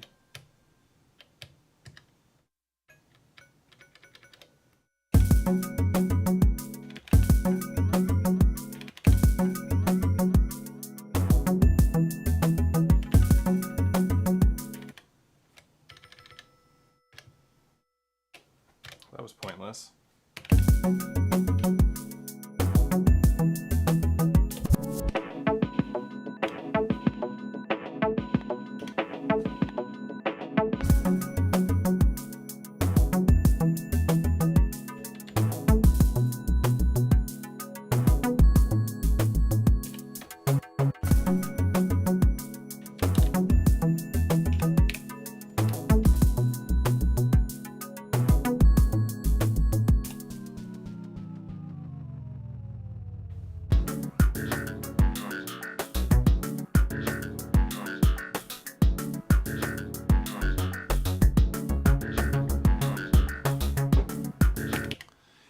I do not find the lack of standard subtractive synthesis of Digitone because it does have subtractive synthesis. Because the only thing that makes a synth subtractive is filters, and the Digitone has a filter. So if you mean by standard waveforms, then yeah, I do miss the standard waveforms. You can get a pretty close to a sawtooth, and you can definitely get a square. But you can get pretty close to a sawtooth on the Digitone and then just use the filter. So I have a couple of presets that I've made for myself that sound as close as I could get to just really basic synthesis stuff, which is usually what I use for bass, because I don't really like crazy grumbly bass.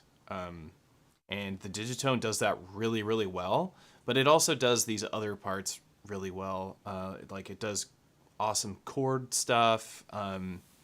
Can do some really cool dubby kind of chord stuff. I still prefer analog synths when it comes to that sound in particular, but when it comes to like these piano plucky electric piano sounds, I love that stuff that's bouncing around in the back. That's where this device really shines for me, for my production. But yes, to answer your question, also the Digitakt really does handle that really well. Because it has the single cycle waveforms, like you mentioned.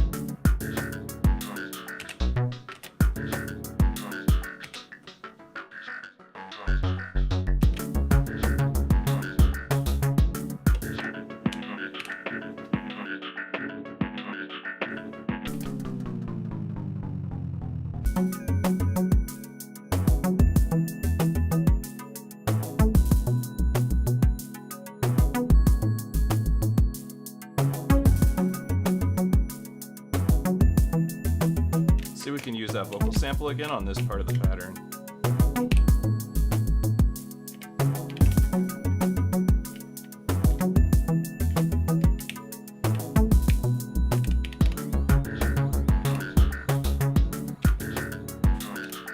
Copy the track sound. Paste that here.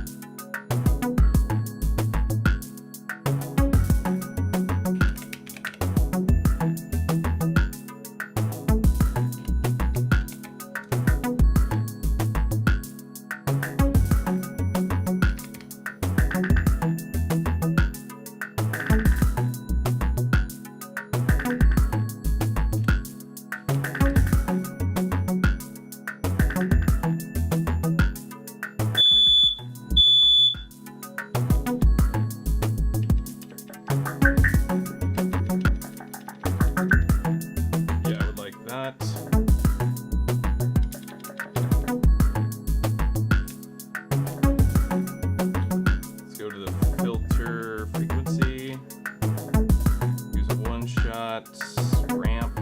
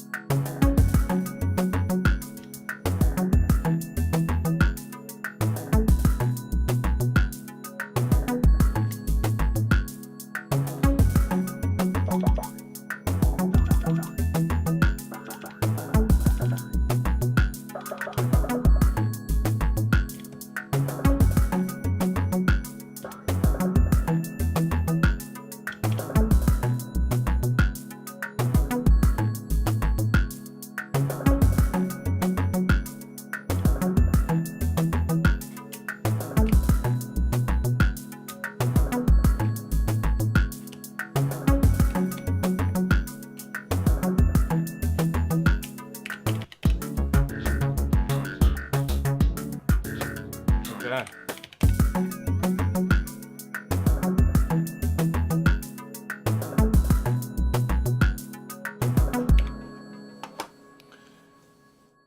Alberto Campadelli ordered a Digitone keys. It should arrive in days. It is the first FM synth you're trying. You tried subtractive with a hint of FM, and I loved the sound.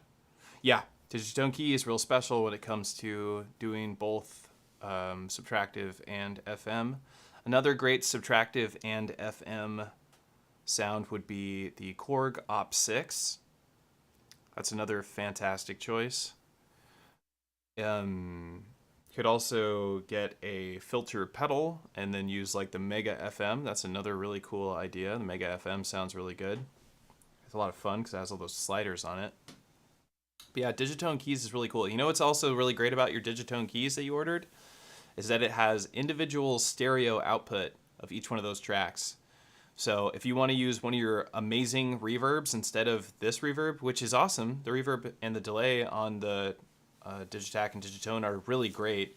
However, if you want to use these super nice reverbs that have tons of different algorithms and different choices, you can process each one of these tracks individually. So if you have like a plucky track on your Digitone, you can process that through your Big Sky and make use of your pedals that you're buying. You know, that's where stuff like the Digitone keys really shines. I would use the Digitone keys if it wasn't for desk space. As you can see, I have 3 desks here, all connected, and I'm still out of desk space. I don't know why I'm having trouble saying that word today. Glad everybody's here to hang out with me while I do this production. Probably getting sick of this song at this point.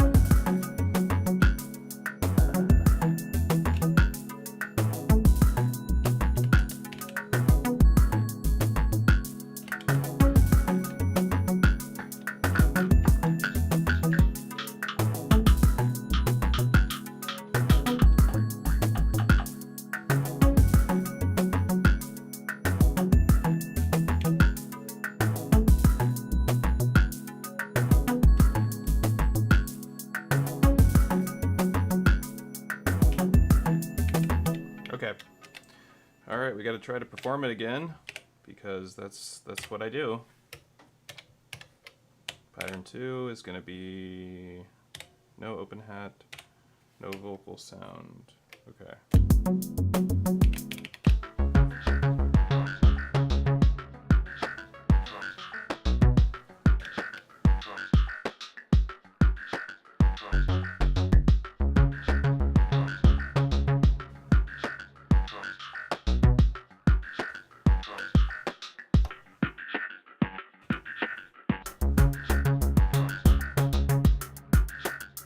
I think I should have went like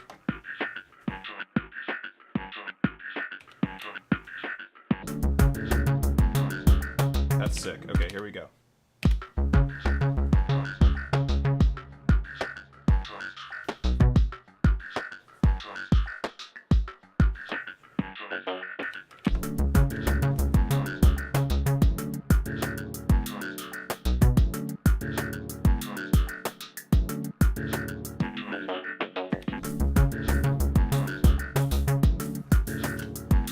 Record it.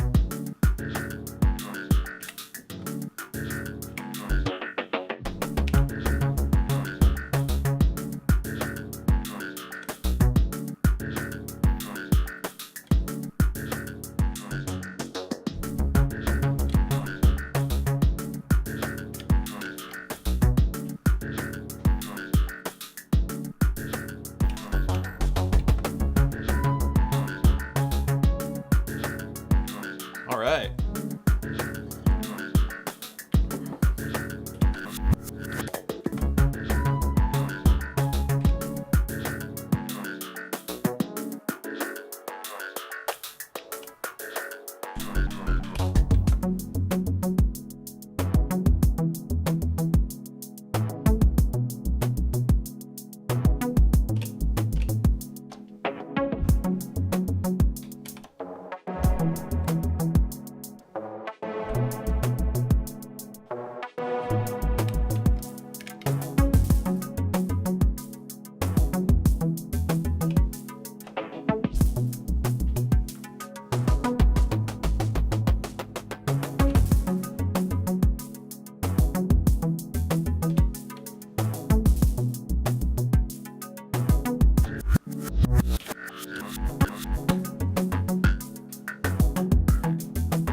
Recording of the last pattern, so that reverse did not make as much sense.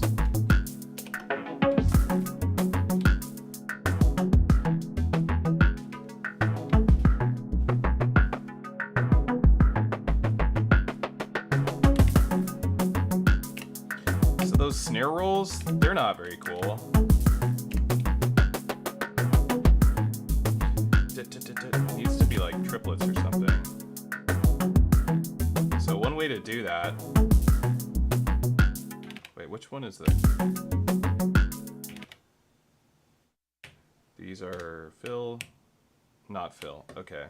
So one way to do a better snare roll, or a different sounding snare roll, is to just use the retrigger with the fill condition together. Retrigger plus fill condition for more interesting snare rolls. So let's make this snare roll last 5 steps. Right? And change the rate. Let's hear how this one sounds. We'll try it on both these. Nope.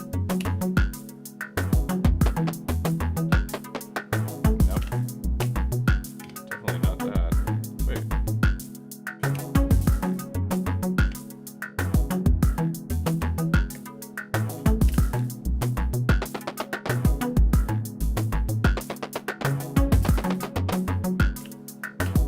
Also, velocity. Go down a bit. Maybe go this. Maybe go up a bit on this one.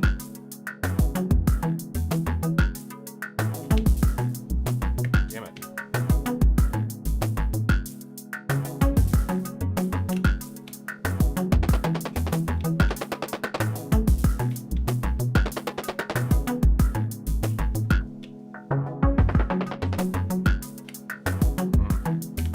Still not liking that.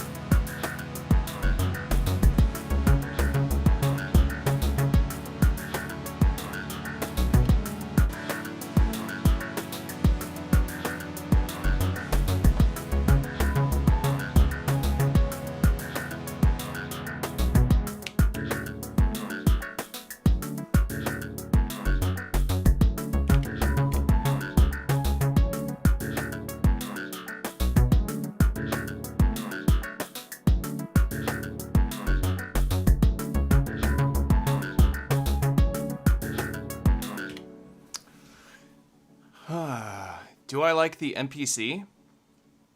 I do like the MPC, but not for me. No, I don't want an MPC. Like, that's not on my mind. If I did, I think I'd get an older one because I don't like, I don't know. I think I don't like the workflow on them as much. I don't know.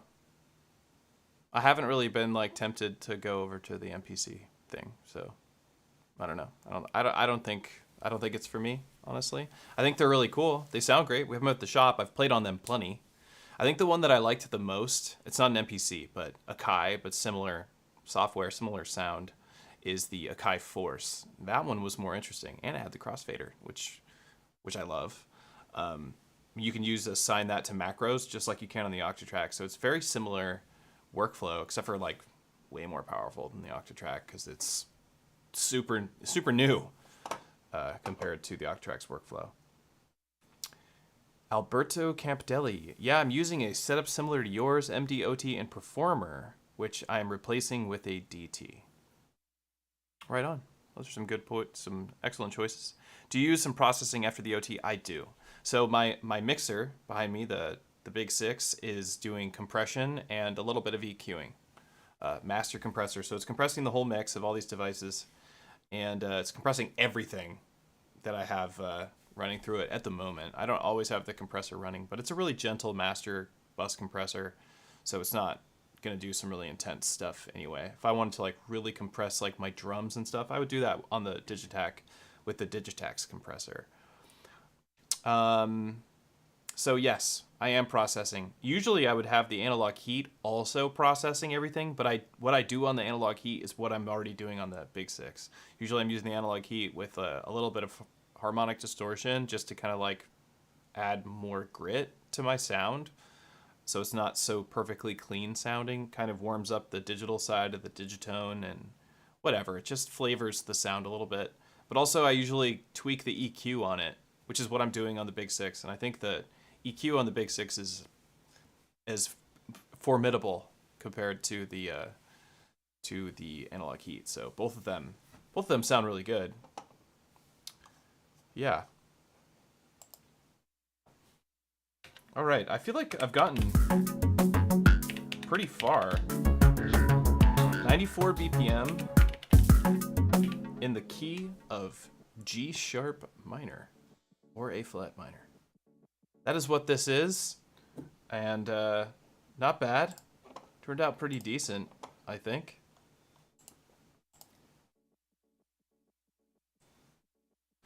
Cool. So I've been streaming for a pretty long time.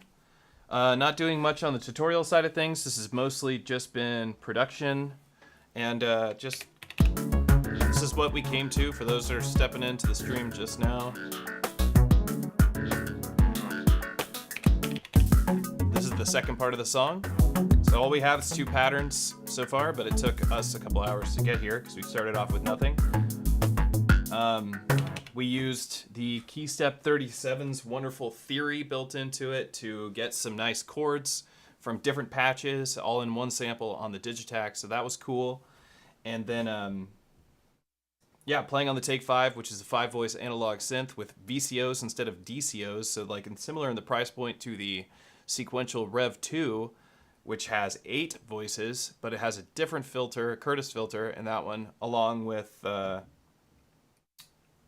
with DCOs instead of VCOs, so they're way more stable oscillators, so they don't sound as full as it does with VCOs because they're a little less stable. Plus it has the vintage knob, which sounds insane. If you turn this thing vintage knob all the way up, it really detunes this quite a bit, and just like it's just really warbly on all the, just modulates every part of the synthesizer. It sounds like definitely the amplitude filter and the tune all get just like a super unstable flow to them, and it sounds really nice if you dial it in just right with the right patches.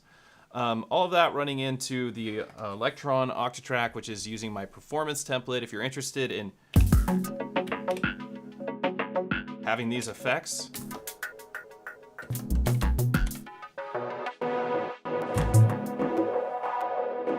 you can visit patreon.com/EZBOT. Some sidechain pumping here.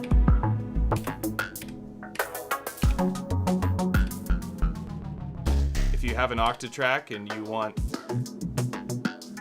to just do the kind of stuff I'm doing, I'll skip you to this point just by visiting my Patreon and signing up, and then you can download the template off of Patreon or off the Discord. I am going to log off now because it's been a while and I'm getting super hungry and I know my dog needs to go out. So y'all are really wonderful. Thank you so much for hanging out with me on Sunday. I'm going to try and do this every Sunday if I can. I don't know at what time of the day, but I'm just going to try and do it on Sundays and just do a stream. And if people have questions or ideas or things they'd like me to discuss or look into or do tutorials on, or demo some gear, please also visit the Patreon or visit my Discord and hit me up on there and say, hey, it would be so cool if you did this. But particularly on the Patreon, it's a lot easier for me to see who's talking via Patreon versus just the Discord. But Hans Twite, you're welcome. Thanks for hanging out. I appreciate everybody hanging out with me while I do this music production, keeping me company. Really motivates me to actually get some music work done, and I have needed some help to motivate me to make music as of lately because life has been very hectic, and it's real easy to just totally zone out and watch TV. You know, nothing gets done when I do that, so I let myself do things like that, zone out and just play video games or watch TV or watch movies or whatever, but it really does, I can give into that a little too much, so having people around with me on the stream is really helpful to actually get some stuff done. And I do feel like I got some stuff done today. We wrote a little song, and it needs some more work, and maybe we'll work on it again next week, or maybe I'll work on it further this week or even tonight, but I really appreciate everybody, and I'll see y'all around. Thanks, Steed. You have a great week as well. Love the streams and the videos. I appreciate that so much. Yeah, stay tuned. There'll be more. I'm going to do a video on the Digitone arpeggiator soon. I meant to do that a while back. I am going to do a getting started with the Octatrack series. It's a big undertaking, but I'm pretty sure I can pull it off if I can find that energy and time. But that is the idea. My plans. Playground of Sound, rocket ships. All right, cool. All right, guys. I'll see everybody next week, if not, or maybe on Friday. Check me out on Patchworks every Friday at 3 o'clock. You can watch me do a live stream. I do a demo every week. Last Friday it was the Chase Bliss Habit with the OP1. And I did a full demo tutorial on the Habit if you were interested in that and pairing it with a synthesizer. GIFbox, thanks. Great sounds. All right, thank you so much. Cool. All right, I'm going to really go this time. Bye. Take it easy.